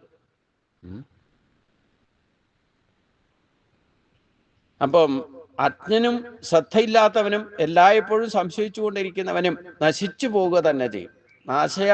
സംശയാത്മാവായിരിക്കുന്നവന് ഈ ലോകമോ പരലോകമോ ഇല്ല. ഒരിക്കലും സുഖവും ശാന്തിയും അനുഭവിക്കാനും സാധ്യമല്ല. ഞാൻ പറയുന്ന മനസ്സിനെ ബാധിക്കുന്ന ഏറ്റവും വലിയ ക്യാൻസർ രോഗമാണ് സംശയം. നിങ്ങൾ വെറുതെ ഒരു നിലാവുള്ള ദിവസമൊക്കെ ഇവിടെ എന്താ പറയണേ, ഒരു പ്രേതമുള്ള സ്ഥലത്ത്, ഇപ്പം ഞാനിവിടെ ഒറ്റയ്ക്കാണ് താമസിക്കുന്നത്, ആരെങ്കിലും പറഞ്ഞു ഇവിടെ പ്രേതോ യക്ഷിയൊക്കെ ഉണ്ടെന്ന് പറഞ്ഞു കഴിഞ്ഞാൽ, ഞാനിവിടെ പുറത്തേക്ക് രാത്രി ഇറങ്ങുമ്പം കറണ്ട്, ഞാൻ 4 വശം ലൈറ്റൊക്കെ ഇട്ടിട്ടുണ്ട്, ഇതൊന്നും ഇല്ലാത്ത സമയത്തും ചിലപ്പോൾ ഇറക്കേണ്ടി വരും, കറണ്ട് ഇല്ലാത്ത സമയത്ത്. അപ്പം നിലാവുള്ള രാത്രിയൊക്കെ ആണെന്ന് വെച്ച് കഴിഞ്ഞാൽ നമ്മളിവിടെ നോക്കുമ്പോൾ ഒരു ഇല അനങ്ങോ വാഴയില അനങ്ങോ ഒക്കെ ചെയ്ത് കഴിഞ്ഞാൽ അത് ആളായിട്ട് ഒരുത്തനെ തന്നെ നനച്ചിരുന്നാൽ വരുന്നതൊക്കെ അവനെന്ന് തോന്നും. ഇവിടെ യക്ഷിയുണ്ടെന്നുള്ള ചിന്തയിലാണ് നിങ്ങൾ കിടന്നുറങ്ങുന്നതും പുറത്തേക്ക് ഇറങ്ങുന്നതെന്ന് വെച്ച് കഴിഞ്ഞാൽ ചിലപ്പോൾ ഒരു നിഴല് കണ്ടാൽ അത് യക്ഷിയാണെന്ന് തോന്നും. വലിയ ധൈര്യമുള്ള ഒരാൾ ഈ യക്ഷിയിലും പ്രേതത്തിലും ഒന്നും വിശ്വാസമില്ല എന്ന് പറയുന്ന ഒരാൾ ഒരിക്കൽ ഒരിടത്ത് ജോലി കിട്ടി, അവിടെ ഒറ്റയ്ക്ക് പോയി താമസിക്കേണ്ടി വന്നു. അപ്പം അവിടെ 1-2 ദിവസത്തേക്ക് ഇയാൾ വലിയ ധൈര്യത്തിലൊക്കെ ജീവിച്ചു. അപ്പോൾ പുറത്തേക്ക് ഇറക്കി ചായ കുടിക്കാൻ പോകുമ്പോഴും എവിടേക്ക് നിങ്ങൾ എവിടെ താമസിക്കണേ? ഇന്ന സ്ഥലത്താ. അയ്യോ, അവിടെ എങ്ങനെ താമസിക്കണേ? അവിടെ യക്ഷിയുടെ വിലാസമുണ്ട്, പ്രേതങ്ങളുടെ ശല്യമാണെന്നൊക്കെ പറഞ്ഞ് ആരും ആ വീട്ടിൽ പോയി താമസിക്കാറില്ല എന്നൊക്കെ പറയും. എന്നിട്ട് ഇയാളിതെ പറ്റി ചിന്തിക്കാൻ തുടങ്ങി. ചിന്തിച്ച് ഒരു ദിവസം, അപ്പോൾ ഒരു പകലൊക്കെ ആണെങ്കിൽ ഒരാൾ സഹായിക്കാനൊക്കെ വരാറുണ്ട്, വേലക്കാരൻ അത്യാവശ്യം സഹായിക്കാൻ. രാത്രി ഇയാൾ ഒറ്റയ്ക്ക് തന്നെ. എന്നിട്ട് ഒരു ദിവസം കിടന്നുറങ്ങിയിട്ട് എഴുന്നേൽക്കുമ്പം ഒരു വെളുത്ത സാരി ഉടുത്തുകൊണ്ട് ഒരു സ്ത്രീ അവിടെ നിൽക്കണു. ഇവരെ ഉറക്ക ചിരിക്കുന്നുണ്ട്. അപ്പോൾ ഈ വ്യക്തി ആകെ പേടിച്ചു. ഉണ്ടായിരുന്ന ഗ്യാസൊക്കെ പോയി, പുറത്തേക്ക് ഇറങ്ങി ഓടി. എന്നിട്ട് ഈ വേലക്കാരനടുത്താ താമസിക്കണം, അയാളുടെ വീട്ടിൽ ചെന്നിട്ട് പറഞ്ഞു, നീ പറഞ്ഞത് ശരിയാട്ടോ, അതാ അവിടെ രക്ഷി വന്നേക്കണു, ഞാൻ പ്രത്യക്ഷമായിട്ട് കണ്ടു എന്ന് പറഞ്ഞു. വേഗം അയാളെയും വിളിച്ചു വരുത്തി. ലൈറ്റും അവിടെ കറണ്ട് പോയിരിക്കായിരുന്നു, എന്തായി സംഭവം, ഈ വേലക്കാരന് ഒരു വെളിച്ചമൊക്കെ ആയിട്ട് വന്നു. എന്നിട്ട് അകത്ത് ചെന്ന് നോക്കുമ്പോൾ ഈ നിങ്ങൾ കണ്ടിട്ടുണ്ടാവല്ലോ, വലിയ സിൽക്കിൻ്റെ, കല്യാൺ സിൽക്കോ ഇല്ലെങ്കിൽ അതുപോലുള്ള എന്താ പറഞ്ഞേ, അതുപോലുള്ള വലിയ പ്രശസ്തമായ ടെക്സ്റ്റൈൽസിൻ്റെ ഒക്കെ വെളുത്ത സാരിയൊക്കെ ഉടുത്തിട്ട് നിൽക്കുന്ന കലണ്ടേഴ്സൊക്കെ ഉണ്ട്. ഫുൾ ബോഡിയോട് കൂടിയുള്ള കലണ്ടറുണ്ട്. അപ്പം ഈ കലണ്ടറാണ് കിടന്ന് ആടുന്നതും ചിരിക്കുന്നതും. ഇയാള് യക്ഷിയുണ്ടോ എന്നുള്ള വിചാരത്തിൽ, എന്നാൽ ഈ പാമ്പ് കയറിനെ കണ്ടിട്ട് പാമ്പെന്ന് ധരിക്കുന്ന പോലെ ഒരു ഫുൾ സ്കാപ്പ് കലണ്ടർ കണ്ടിട്ടാണ് ഈ യക്ഷിയാണെന്ന് സംശയിച്ചത്. അപ്പം ഒറ്റ നോട്ടത്തിൽ അത് വെളുപ്പായതുകൊണ്ട് ഇരുട്ടത്തും കാണാം. കുറേശ്ശെ അരണ്ട വെളിച്ചമുണ്ടെന്നുണ്ടെങ്കിൽ ഈ കലണ്ടറിൻ്റെ ബാക്ക്ഗ്രൗണ്ട് കറുപ്പുമാണ്. അപ്പോൾ പിന്നെ ഈ വ്യക്തിയെ മാത്രമേ കാണുള്ളൂ ഫുൾ സ്കാപ്പിൽ. അപ്പം നമ്മുടെ മനസ്സിലും അത് തന്നെയാണെന്നുണ്ടെങ്കിൽ ഇവർ ചിരിക്കുന്നു, അട്ടഹസിക്കുന്നു ഒക്കെ ആ മനസ്സിലെ സങ്കല്പ യക്ഷിയുടെ ഭാവനയിലാണ് നമ്മൾ നോക്കുന്നതെങ്കിൽ അത് സംശയാത്മാ വിനശ്യതി എന്ന് പറഞ്ഞതിൻ്റെ ഒരുത്തനെ തന്നെ നനച്ചിരുന്നാൽ വരുന്നതെല്ലാം അവനെന്ന് തോന്നും എന്ന് പണ്ട് കാരണന്മാർ പറഞ്ഞിട്ടില്ലേ എന്ന് പറഞ്ഞ പോലെ യക്ഷിയെ പ്രതീക്ഷിച്ചിരിക്കുന്ന ആൾക്ക് ഒരു കലണ്ടർ കണ്ടപ്പോൾ യക്ഷിയായിട്ട് തോന്നി. വെളുത്ത സാരിയൊക്കെ എടുത്ത് വെളുത്ത മുഖമായിട്ട് നിൽക്കണ ചിരിച്ച പല്ലും ഒക്കെ കണ്ടു കഴിഞ്ഞാൽ ഇരുട്ടത്ത് കാണുമ്പം അത് പൂർണ്ണമായിട്ട് യക്ഷിയായിട്ട് തോന്നും അല്ലേ?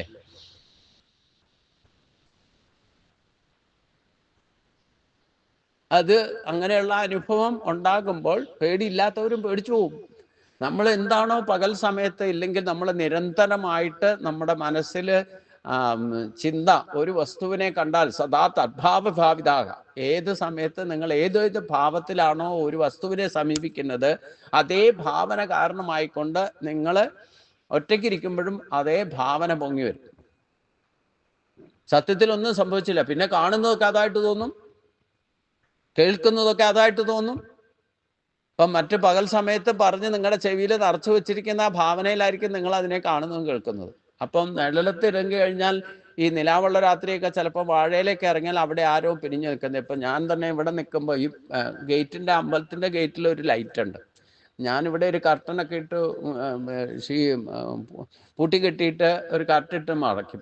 എന്നിട്ട് എനിക്ക് തന്നെ തോന്നിയിട്ടുണ്ട് ആ വരാന്തയിൽ നിന്ന് നോക്കുമ്പം ആ എന്താ പറഞ്ഞ നെറ്റാണ്, പച്ച കളറുള്ള നെറ്റാ. രാത്രിയിൽ അത് ഇരുട്ടായിട്ടാണ് തോന്നുക. അപ്പൊ അപ്പുറത്തു നിന്നുള്ള ലൈറ്റും കൂടെ ബാക്കിൽ നിന്ന് അടിക്കുമ്പം അതിന്റെ ഫ്ലാഷ് ബാക്ക് ഇവിടെ വന്നിട്ട് ഇവിടെ സ്പീക്കർ ഇരിക്കുന്നുണ്ട്. ഈ സ്പീക്കറിന്റെ നിഴലാണ് ശരിക്കും ഒരാളുടെ കഴുത്തായിട്ട് എനിക്ക് തോന്നുക, അതിന്റെ താഴേക്ക് പോകുന്നു. ഒറ്റ നോട്ടത്തിൽ നമുക്കൊന്നും അവിടെ ആരും നിൽക്കണ്ട, ഒരാളുടെ നിഴലായിട്ട് തോന്നും. പിന്നെ പല പ്രാവശ്യം നോക്കുമ്പോഴാണ്, അത് വന്നിട്ട് നോക്കുമ്പോഴാണ് ഗേറ്റിലുള്ള ആ എന്താ പറഞ്ഞ ഹൈ പവർ ലൈറ്റ് ഉണ്ട്, ആ ലൈറ്റിന്റെ വെളിച്ചം ഈ സ്പീക്കറിൽ തട്ടിയിട്ട് അതിന്റെ പ്രതിഫലനമാണ് ഈ കർട്ടനിൽ ഇല്ലെങ്കിൽ ഈ നെറ്റിൽ വന്ന് പതിക്കുന്നത്. അത് ഞാൻ പുറത്തുനിന്ന് ദൂരെ നിന്ന് നോക്കുമ്പം ഒരാളുടെ കഴുത്തും, നമ്മളൊരു പാസ്പോർട്ട് സൈസ് ഫോട്ടോ എടുത്താൽ എങ്ങനെയാ കാണുക, അതിന്റെ നിഴല് നോക്കാം, ബാക്ക്ഗ്രൗണ്ട് അതേപോലെ ഒരാൾ നിൽക്കുന്ന പോലെ നോക്കുന്നു ഒറ്റ നോട്ടത്തിൽ. അത് പല പ്രാവശ്യം വന്ന് നോക്കി സംശയം തീർത്തു കഴിഞ്ഞപ്പോഴാണ്, ഓ ഇത് എങ്ങനെ ഇത് സംഭവിക്കണേ, ഇവിടെ എങ്ങനെ ഒരു നിഴല് വരണേ, ഇവിടുത്തെ ലൈറ്റ് എല്ലാം ഓഫ് ചെയ്തേക്കാം, എങ്ങനെയാ സംഭവിക്കുന്നത്? അപ്പം യുക്തിവിചാരം ചെയ്തപ്പോഴാണ് പുറത്തെ ലൈറ്റിൽ നിന്നാണ് ഇങ്ങോട്ട് സ്ക്രീൻഷോട്ട് വരണത്. എങ്ങനെ ഏതൊക്കെ തരത്തിലാണ് നമുക്ക് ഈ സംശയം ഉണ്ടായാൽ വിനശ്യതി എന്ന് പറയുന്നത് അതാ. പേടി കെട്ടിയ അകത്ത് തട്ടിക്കഴിഞ്ഞാൽ പിന്നെ ചിലപ്പോൾ അതും കൊണ്ട് ബോധം. ഇപ്പൊ ഇവിടെ ഒരു ഈ ശിവന്റെ ക്ഷേത്രത്തിൽ പൂജ കഴിച്ചുകൊണ്ടിരുന്ന ഒരാളുണ്ട്. ഡിഗ്രിക്ക് പഠിച്ചുകൊണ്ടിരിക്കുമ്പോൾ രാത്രി കാലത്തോ മറ്റേ സിനിമയ്ക്കോ മറ്റോ പോയിട്ട് തിരിച്ച് ഈ വഴിക്ക് പന്നിയൂർ അമ്പലത്തിന്റെ ഇതിലേ പോകുമ്പോൾ എന്തോ കണ്ടു പേടിച്ചു. കുളത്തിന്റെ എവിടുന്നാന്നറിയില്ല. അയാൾ മെന്റലി ഡിസ്റ്റർബ് ആയിപ്പോയി. ജീവിതകാലം മുഴുവൻ ഇപ്പോഴും അതിൽ നിന്ന് മുഴുവൻ റിക്കവറി ആയിട്ടില്ല ആൾ. അപ്പൊ ആ ഷോക്ക് കിട്ടിയാൽ പിന്നെ ഈ ലോകോ ഇല്ലോ പരലോകോ ഇല്ലാത്ത അവസ്ഥയിലേക്ക് എത്തും. കേവലം സംശയം.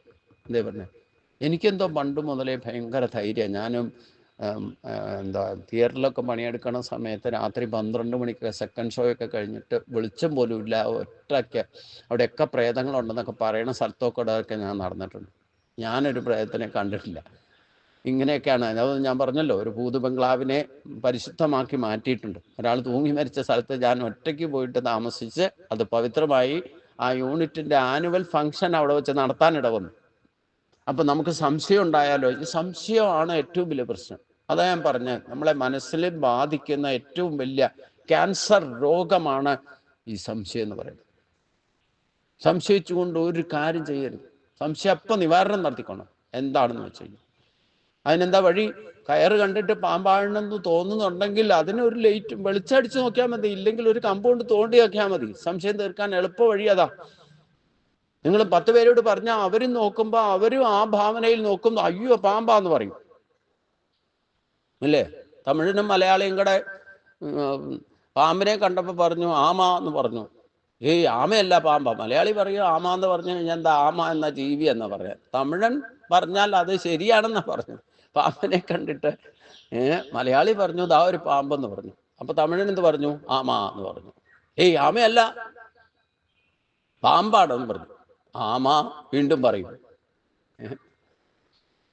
എന്നിട്ട് അവരും തർക്കായി. യഥാർത്ഥത്തിൽ എന്താ സംഭവം? രണ്ടുപേരും രണ്ടുപേരുടെ ഭാഷ ഉപയോഗിച്ചു. ഒരാൾക്ക് അവരുടെ ഭാഷ മറ്റേയാൾക്ക് മനസ്സിലായില്ലെങ്കിൽ ഇതും പ്രശ്നമല്ലേ? അതും സംശയം. ആ ഭാഷ ക്ലിയർ, കമ്മ്യൂണിക്കേഷൻ ഗ്യാപ്പ് വന്നാലും ഈ പ്രശ്നം ഉണ്ടാവും.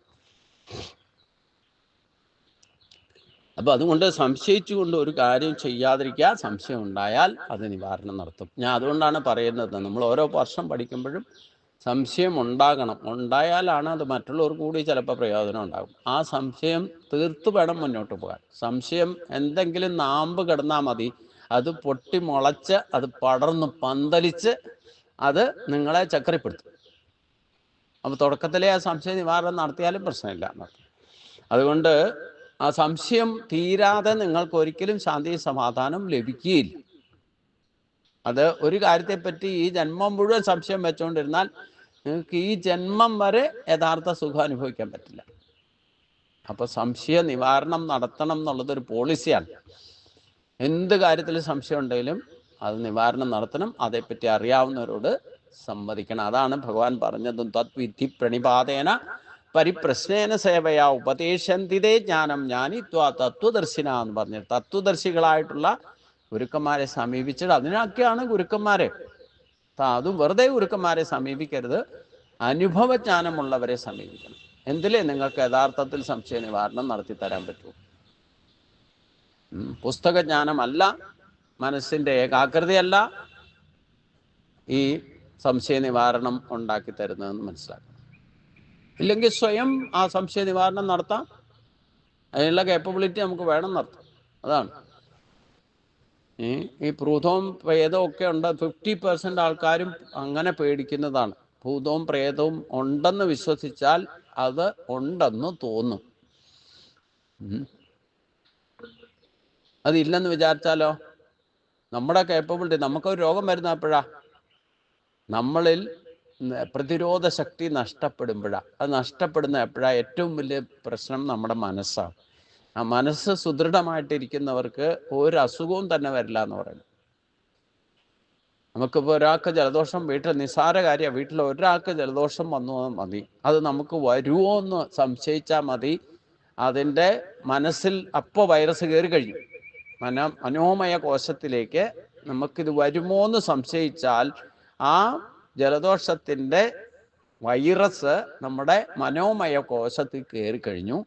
അത് കയറിയാൽ പിന്നെ ആ ബാക്ടീരിയ, അല്ലെങ്കിൽ ജലദോഷത്തിൻ്റെ സിംറ്റംസ് ഉണ്ടാക്കുന്ന ബാക്ടീരിയ നമ്മുടെ പ്രാണമയ കോശത്തിൻ്റെ സമീപത്ത് വന്നാൽ, മനസ്സിൽ അത് കയറിക്കഴിഞ്ഞാൽ ഇതിനെ പിടിച്ചു വലച്ച അകത്തേക്ക് ഇടും.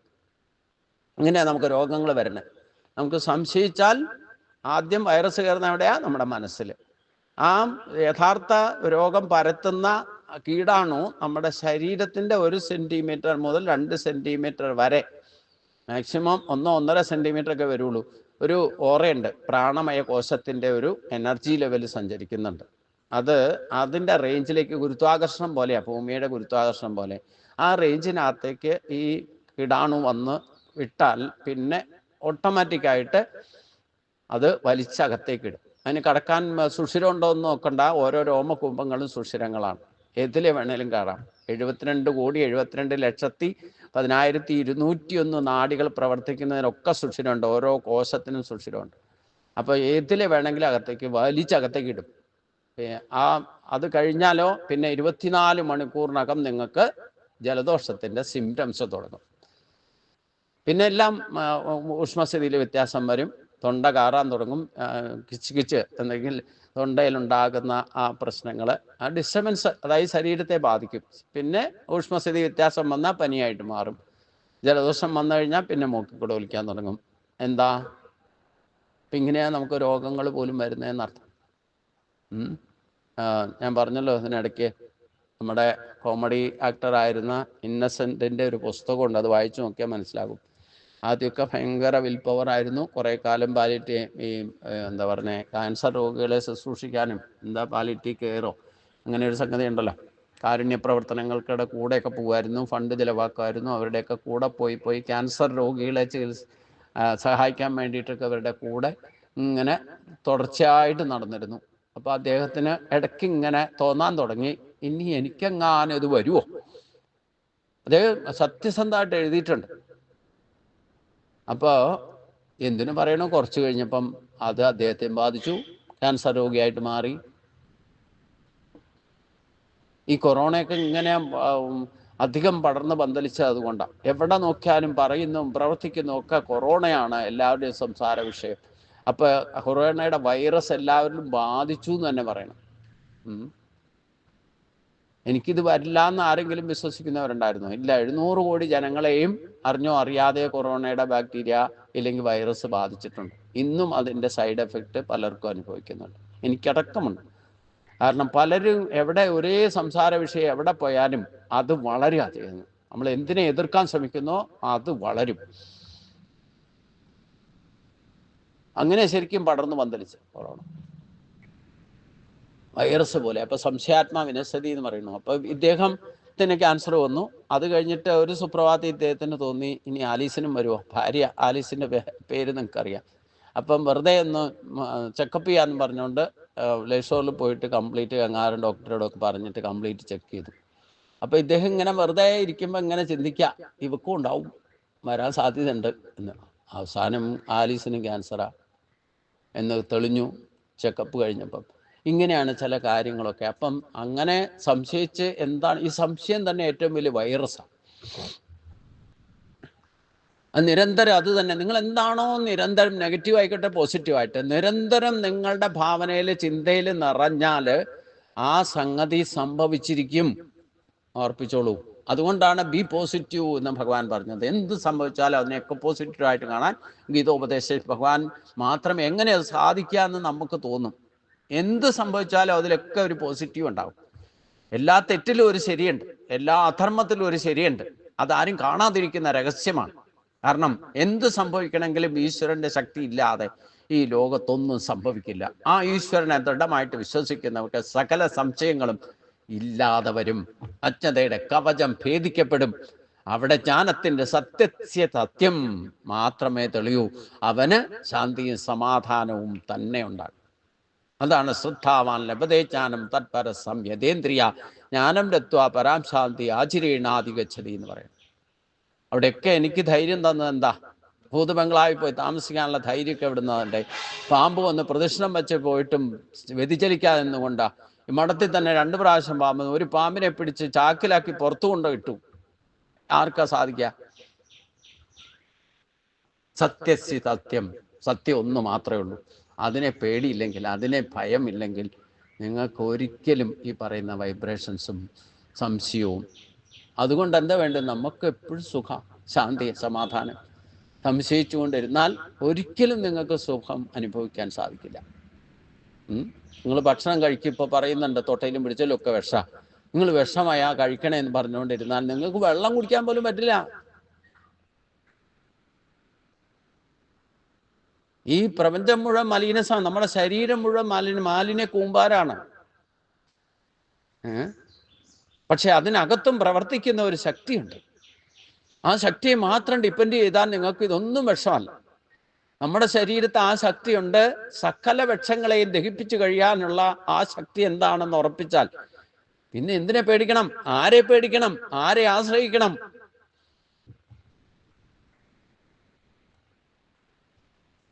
ആ പരമമായത് എന്താണെന്ന് അറിഞ്ഞാൽ പിന്നെ നിങ്ങൾക്ക് സുഖമേ അനുഭവിക്കുന്നുണ്ട്.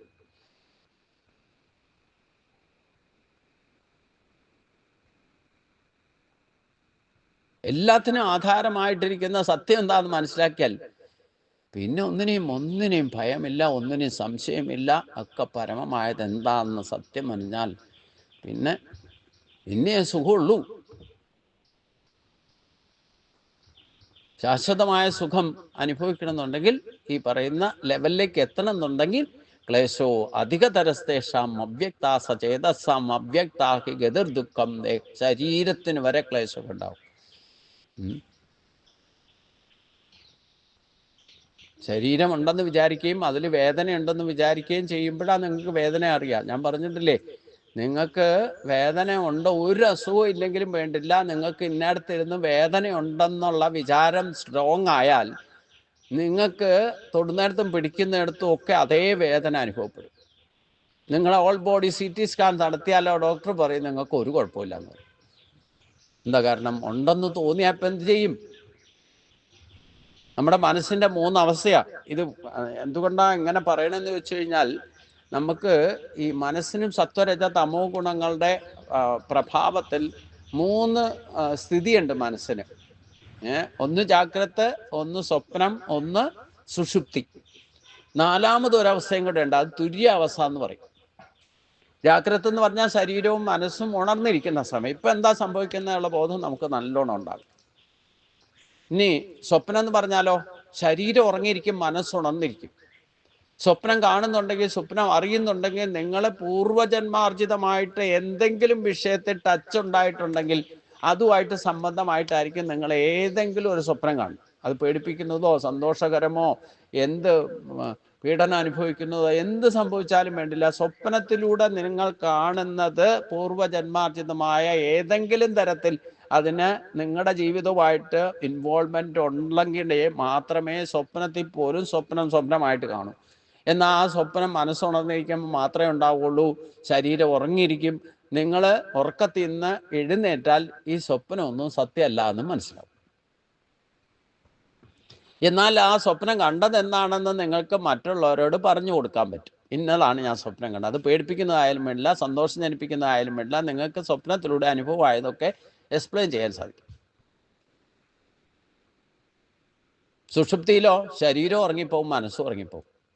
ഈഹലോക പരലോക വ്യത്യാസമൊന്നുമില്ലാതെ, ഈ ലോകവും ഇല്ല പരലോകം ഇല്ലാതെ നിങ്ങൾ സുഷുപ്തിയിൽ കിടന്നുറങ്ങുകയും ചെയ്യും. എന്നാൽ എഴുന്നേറ്റ് വന്നാൽ നിങ്ങൾ പറയും സുഖമായിട്ട് ഉറങ്ങി എന്ന് പറയും. ഈ ശരീരവും മനസ്സും ഒക്കെ ഉറങ്ങിപ്പോയപ്പോൾ തലകാല ബോധമില്ലാതെ കിടക്കുന്ന നിങ്ങൾക്ക് എങ്ങനെ സുഖമായിട്ട് ഉറങ്ങി, എങ്ങനെ അത് അനുഭവിച്ചറിഞ്ഞ്? ഈ സുഖം എന്ന് പറയുന്നത് അനുഭവിച്ചോ നിങ്ങൾ?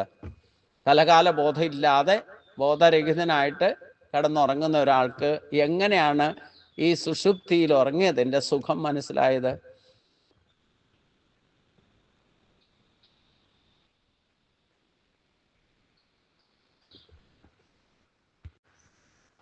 ഇപ്പോൾ ഇതിനിടയ്ക്ക് ഈ സംശയം എന്ന് പറഞ്ഞാൽ ഇന്നയാളാ പോണേന്നുള്ളത് ഇവിടുന്ന് നോക്കിയാൽ തന്നെ മനസ്സിലായില്ലേ?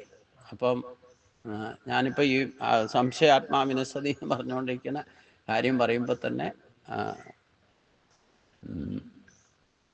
ആളെ മുമ്പിൽ കണ്ടു എന്നർത്ഥം. അപ്പം അങ്ങനെ നമ്മൾ ഏത് കാര്യത്തിലാണെങ്കിലും ന്യായപരമായിട്ടോ പൂർവ്വം നമ്മൾ പറഞ്ഞുകൊണ്ടിരുന്നത് എന്താ? മനസ്സിൻ്റെ മൂന്നവസ്ഥ സുഷുപ്തി അവസ്ഥയിൽ. അപ്പം യഥാർത്ഥത്തിൽ നമ്മൾ സുഷുപ്തി അവസ്ഥ ശരിക്കും പറഞ്ഞാൽ സമാധിയാണ്. പക്ഷെ അത് അനുഭവിച്ചറിയണമെന്നുണ്ടെങ്കിൽ നമ്മൾ ജാഗ്രത അവസ്ഥയിൽ സുഷുപ്തി അവസ്ഥയിലേക്ക് പോകണം. അത് നാലാമത്തെ അവസ്ഥയിലേ പറ്റൂ. അതായത് തുര്യ അവസ്ഥയിലെ അങ്ങനെ ഒരു സ്ഥിതിയിലേക്ക് നമുക്ക് എത്താൻ സാധിക്കും. ദേഹബോധം വിട്ടിട്ട് ദേഹിബോധത്തിലേക്ക് സ്ഥിതി ചെയ്യാൻ സാധിച്ചാൽ നമ്മൾ സുഷുപ്തി കിടന്നുറങ്ങുന്ന അവസ്ഥ ഇല്ലെങ്കിൽ ആ സുഖം നേരിട്ട് ശാന്തിയായിട്ട് അനുഭവിക്കാൻ സാധിക്കും. ആ സുഖത്തെയാണ് സംശയിച്ചുകൊണ്ടിരുന്നാൽ ഒരിക്കലും നമുക്ക് അനുഭവിക്കാൻ സാധിക്കില്ല എന്ന് പറയുന്നത്. നമുക്ക് എന്താ കാരണം? നമ്മൾ ഡിപ്രസ് ചെയ്ത് ഒരുപാട് കാര്യങ്ങൾ ഡിപ്രസ് ചെയ്ത് ഇങ്ങനെ വെക്കും. ജാഗ്രതത്തിലും സ്വപ്നത്തിലും സുഷുപ്തിയിലും ഒക്കെ അത് മാലിന്യങ്ങളായിട്ട് പുറത്തു പോകണം. അത് പോകാതിരുന്നാൽ ആണ് ചിലപ്പോൾ രോഗങ്ങളായിട്ട് വരും. ജാഗ്രതത്തിലുള്ള കാര്യമൊക്കെ നമുക്കറിയാം. പക്ഷെ ജാഗ്രതയിൽ ചില കാര്യങ്ങൾ സംഭവിക്കുന്നത് നമ്മൾ ഡിപ്പോസിറ്റ് ചെയ്ത് വെക്കും. എന്താന്ന് വെച്ച് കഴിഞ്ഞാൽ നമുക്ക് ഓരോ ദിവസം, ഞാനിത് പറയുന്നത് നിങ്ങളൊന്ന് സ്വയം ഒന്ന് വിലയിരുത്തിയാൽ ഓരോ ദിവസത്തെ ഇതുവരെയുള്ള അനുഭവം വെച്ചുകൊണ്ട് വിലയിരുത്തിയാൽ അറിയാൻ പറ്റും. ഈ ജാഗ്രത അവസ്ഥയിൽ തന്നെ ചില ദിവസം നമുക്ക് എല്ലാ ദിവസവും ഒരേപോലെ ഭാവമായിരിക്കില്ല, മൂഡ് ഒരേപോലെ ആയിരിക്കില്ല. അങ്ങനെ പറഞ്ഞാലായിരിക്കും എളുപ്പം മനസ്സിലാവുക. രാവിലെ ചില ദിവസം എഴുന്നേറ്റ് വരുമ്പോൾ എല്ലാ കാര്യത്തിനും ഭയങ്കര ഉത്സാഹമായിരിക്കും. എന്ത് കാര്യത്തിനും ഉത്സാഹം, എനർജി ലെവൽ വളരെ പോസിറ്റീവായിരിക്കും. അപ്പം നിങ്ങൾ എന്തും ചെയ്യുന്നതൊക്കെ താല്പര്യത്തോട് സംശയമില്ലാതെ കൃത്യമായിട്ടൊക്കെ ആ ജോലികളൊക്കെ ചെയ്യും. അത് എല്ലാ ദിവസവും നിൽക്കില്ല. ചില ദിവസം എഴുന്നേറ്റ് വരുമ്പോൾ ഭയങ്കര നെഗറ്റീവായിരിക്കും. എന്ത് ചെയ്താലും തൃപ്തി വരാതിരിക്കുക, ഒരു മൂഡൗട്ട്. എന്താ മൂഡൗട്ട് എന്ന് ചോദിച്ചാലും പറയാൻ പറ്റില്ല. എന്താ നല്ല മൂഡെന്ന് ചോദിച്ചാലും അതിൻ്റെ കാരണം പറയാൻ പറ്റില്ല. ഇതെങ്ങനെ സംഭവിക്കാമെന്ന് ചോദിച്ചു കഴിഞ്ഞാൽ, ഇങ്ങനെ ഒരു അവസ്ഥ ക്രിയേറ്റ് ആകുന്നത് എന്തുകൊണ്ടാണെന്ന് വെച്ച് കഴിഞ്ഞാൽ, നമ്മൾ ഈ ജന്മത്തിലുള്ളതും വരാം, പൂർവ്വജന്മത്തിലുള്ളതും വരാം. ഡിപ്രഷൻ ഒരുപാടായിട്ട് ഒരുപാട് ഡിപ്പോസിറ്റ് വെച്ചിട്ടുണ്ടെങ്കിൽ ചിലപ്പോൾ പൂർവ്വജന്മത്തിലെ ഈ ജന്മത്തിലും വരാം. എന്തുകൊണ്ടാണ് ഫീലിംഗ് എന്ന് പറയാൻ പറ്റാത്തൊരവസ്ഥ. കൂടുതലും സംഭവിക്കുന്നത് ഒരു റിട്ടയർമെൻറ്റ് ഏജൊക്കെ എത്തുമ്പോഴാണ് ഇത് കൂടുതൽ സംഭവിക്കുക. കാരണം ചെറുപ്പം മുതലേ ഉള്ള പല അനുഭവങ്ങളും സന്തോഷം പ്രകടിപ്പിക്കേണ്ട സമയത്ത് അതിനെ ഡിപ്രസ് ചെയ്ത് വെച്ചിട്ട് വിഷമം പ്രകടിപ്പിക്കേണ്ട അവസ്ഥ വരിക. ഇല്ലെങ്കിൽ വിഷമം പ്രകടിപ്പിക്കേണ്ട സമയത്ത് നിങ്ങൾ സന്തോഷം പ്രകടിപ്പിക്കുക, വിഷമത്തെ ഡിപ്രസ് ചെയ്ത് വെച്ചിട്ട്. ഇങ്ങനെ കുറേ ജീവിതത്തിൽ ഇങ്ങനെ സംഭവിക്കുമ്പം ഒരുപാട് കാര്യങ്ങൾ നെഗറ്റീവും പോസിറ്റീവും നമ്മൾ ഡിപ്പോസിറ്റ് ചെയ്ത് വയ്ക്കും.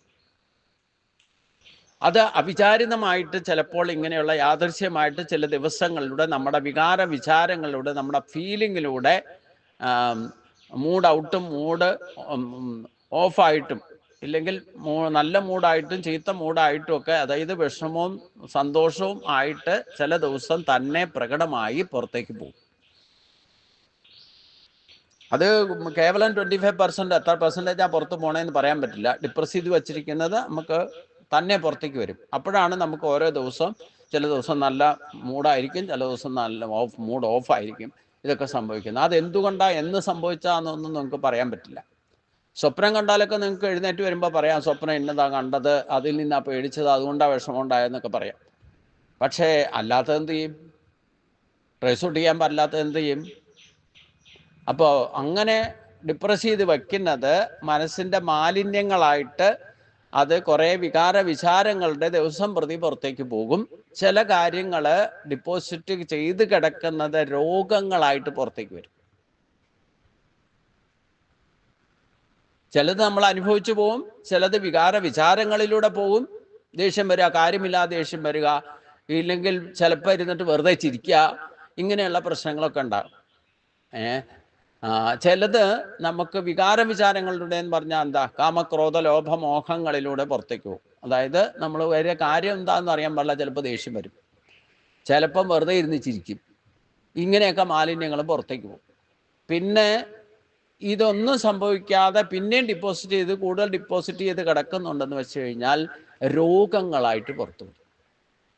അതാണ് ചിലപ്പം അവിടെ ഇവിടെ ഇരുന്നൊക്കെ വേദന എന്നൊക്കെ പറയും. എന്തൊക്കെ ആരും ശ്രദ്ധിക്കാതെയൊക്കെ നമ്മൾ ഒരു ഇൻഫിനിറ്റി കോംപ്ലക്സ്, അപകർഷാബോധമൊക്കെ ഉണ്ടാകുന്നുണ്ടെങ്കിൽ മറ്റുള്ളവരുടെ ശ്രദ്ധ പിടിച്ചു പറ്റാൻ വേണ്ടിയിട്ട് പോലും നമുക്ക് അതുണ്ട്, ഇതുണ്ട്, വേദനയുണ്ട്, അസുഖമുണ്ട്, ആരും അന്വേഷിക്കാൻ വരുന്നില്ല, ഇങ്ങനെയൊക്കെയുള്ള അപകർഷാബോധം കൊണ്ട് ഇങ്ങനെയൊക്കെ പുറത്തേക്ക് വരും. അതൊക്കെ മനസ്സിൻ്റെ വികലതകളാണ്. അപ്പം കൂടുതലായിട്ട് വേദന, കാലിന് വേദന, നടുവ് വേദന, എന്തെങ്കിലും ഏത് തരത്തിലുള്ള വേദനയും വരാം. ആ വേദന കൂടുതൽ പ്രശ്നം ഉണ്ടായി കഴിയുമ്പം നിങ്ങൾ ആശുപത്രിയിൽ പോയിട്ട്, ഇല്ലേ മക്കൾ കൊണ്ടുപോയിട്ട്, എന്നും രോഗമാണ് അവിടെയുടെ വേദന എന്ന് പറയുമ്പോൾ കേൾക്കുന്നവർ ആശുപത്രി കൊണ്ടുപോകും. ആശുപത്രി കൊണ്ടുപോയിട്ട് പരിശോധിക്കുമ്പോൾ ഓൾ ബോഡി CT സ്കാൻ നടത്തിയാൽ നിങ്ങൾക്ക് അസുഖമൊന്നുമില്ല എന്ന് വരും. ഇത് ഈ ജന്മത്തിലെ മാത്രമായിരിക്കേണ്ട, നിങ്ങൾ മനഃപൂർവ്വം ഉണ്ടാക്കി വെക്കുന്നതല്ല എന്നും കൂടെ കരുതിക്കണം. അയ്യോ ഞാനിത് മനഃപൂർവ്വം, പിന്നെ ചോദിക്കും ചിലപ്പോൾ മക്കൾ കൊണ്ടുപോയിട്ട് ആശുപത്രിയിൽ കൊണ്ടുപോയി കുറേ പൈസയൊക്കെ ചിലവാക്കിയിട്ട് ചോദിക്കും, നിങ്ങൾക്ക് വെറുതെ അസുഖമൊന്നുമില്ല, വെറുതെ തോന്നലാന്ന് പറയും. ശരിക്കും തോന്നലാണ്. പക്ഷേ ഈ തോന്നൽ ഉണ്ടാകാൻ എന്താ കാരണം? അതിനുണ്ടല്ലോ ഒരു കാരണം.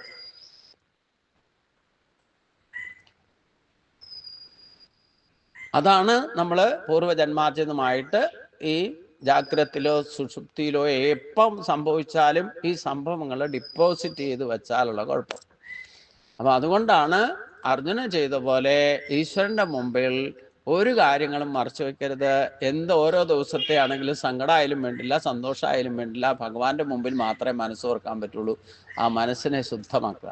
അതിനാണ് നാമം ജപിച്ച് ജപിച്ച് ജപിച്ച് സങ്കടമൊക്കെ അപ്പോൾ പറഞ്ഞോളൂ, ഭഗവാൻ ഇതൊക്കെ കേട്ടോളും, മിണ്ടാതിരുന്ന് കേട്ടോളും. അർജുൻ പറഞ്ഞതൊക്കെ മന്ദസ്മയത്തോടെ എന്ന് കേട്ടില്ലേ? ഭഗവാനെ പോലെ ക്ഷമ വേറെ ആർക്കുമില്ല.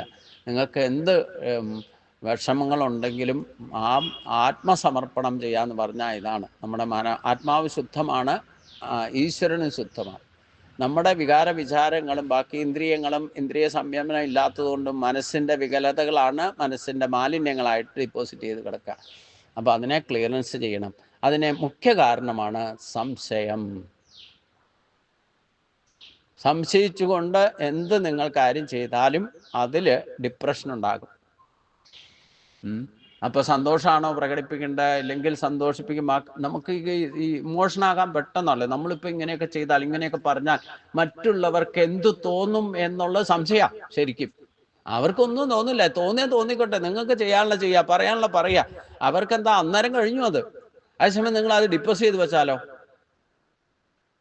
അതാണ് പ്രശ്നമാവും.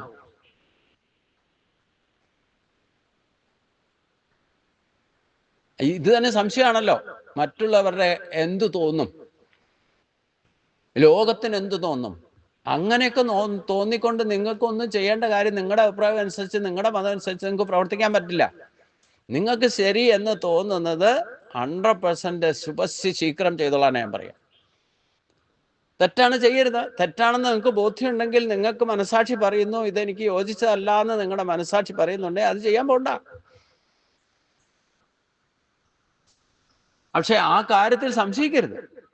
ചെയ്യണോ ചെയ്യണ്ടയോ, വേണോ വേണ്ടയോ, മറ്റുള്ളവർക്ക് എന്ത് തോന്നും, ഈ കൺസിക്വൻസീസിലൊക്കെ പോയി കഴിഞ്ഞാൽ നിങ്ങൾക്ക് ഒരു കാര്യം കൃത്യമായിട്ട് ചെയ്യാൻ പറ്റില്ല. കാരണം എത്ര നല്ല കാര്യം ചെയ്താലും ജനങ്ങളുടെ മുമ്പിൽ നിങ്ങൾ പെട്ടോ, അവർ രണ്ട് വിധത്തിലെ അഭിപ്രായം പറയും.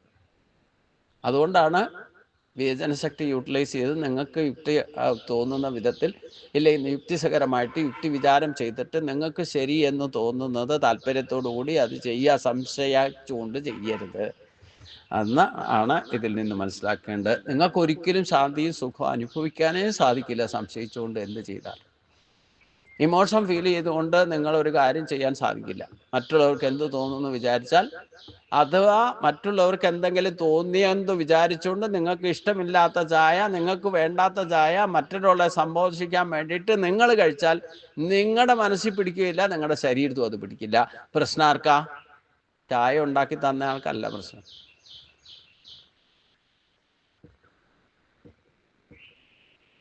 നിങ്ങൾ സംശയിച്ചല്ലോ, അവർക്ക് എന്ത് തോന്നും, അത് സംശയമല്ലേ?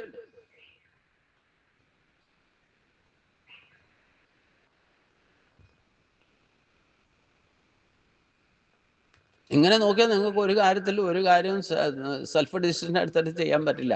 അതുകൊണ്ടാണ് ചില കാര്യങ്ങൾ ഈ സംശയാത്മാ വിനശതി എന്നുള്ളതൊക്കെ ഞാൻ ചുറ്റുവട്ടം ഒരുപാട് പേരെ സംശയിച്ചുകൊണ്ട് നടക്കുന്നവരെ കണ്ടിട്ടുണ്ട്. എത്രയൊക്കെ പറഞ്ഞാലും അവരൊരിക്കലും ജീവിതത്തിൽ സക്സസ് ആവില്ല. അതും കണ്ടിട്ടുണ്ട്. അവരെ വിളിച്ചിരുത്തി ഉപദേശം കൊടുക്കാന്ന് പറഞ്ഞാൽ ഒന്നും നടക്കില്ല. കാരണം ആ ഉപദേശം കൊടുക്കുന്നതിൽ സംശയ, പിന്നെന്ത് ചെയ്യും?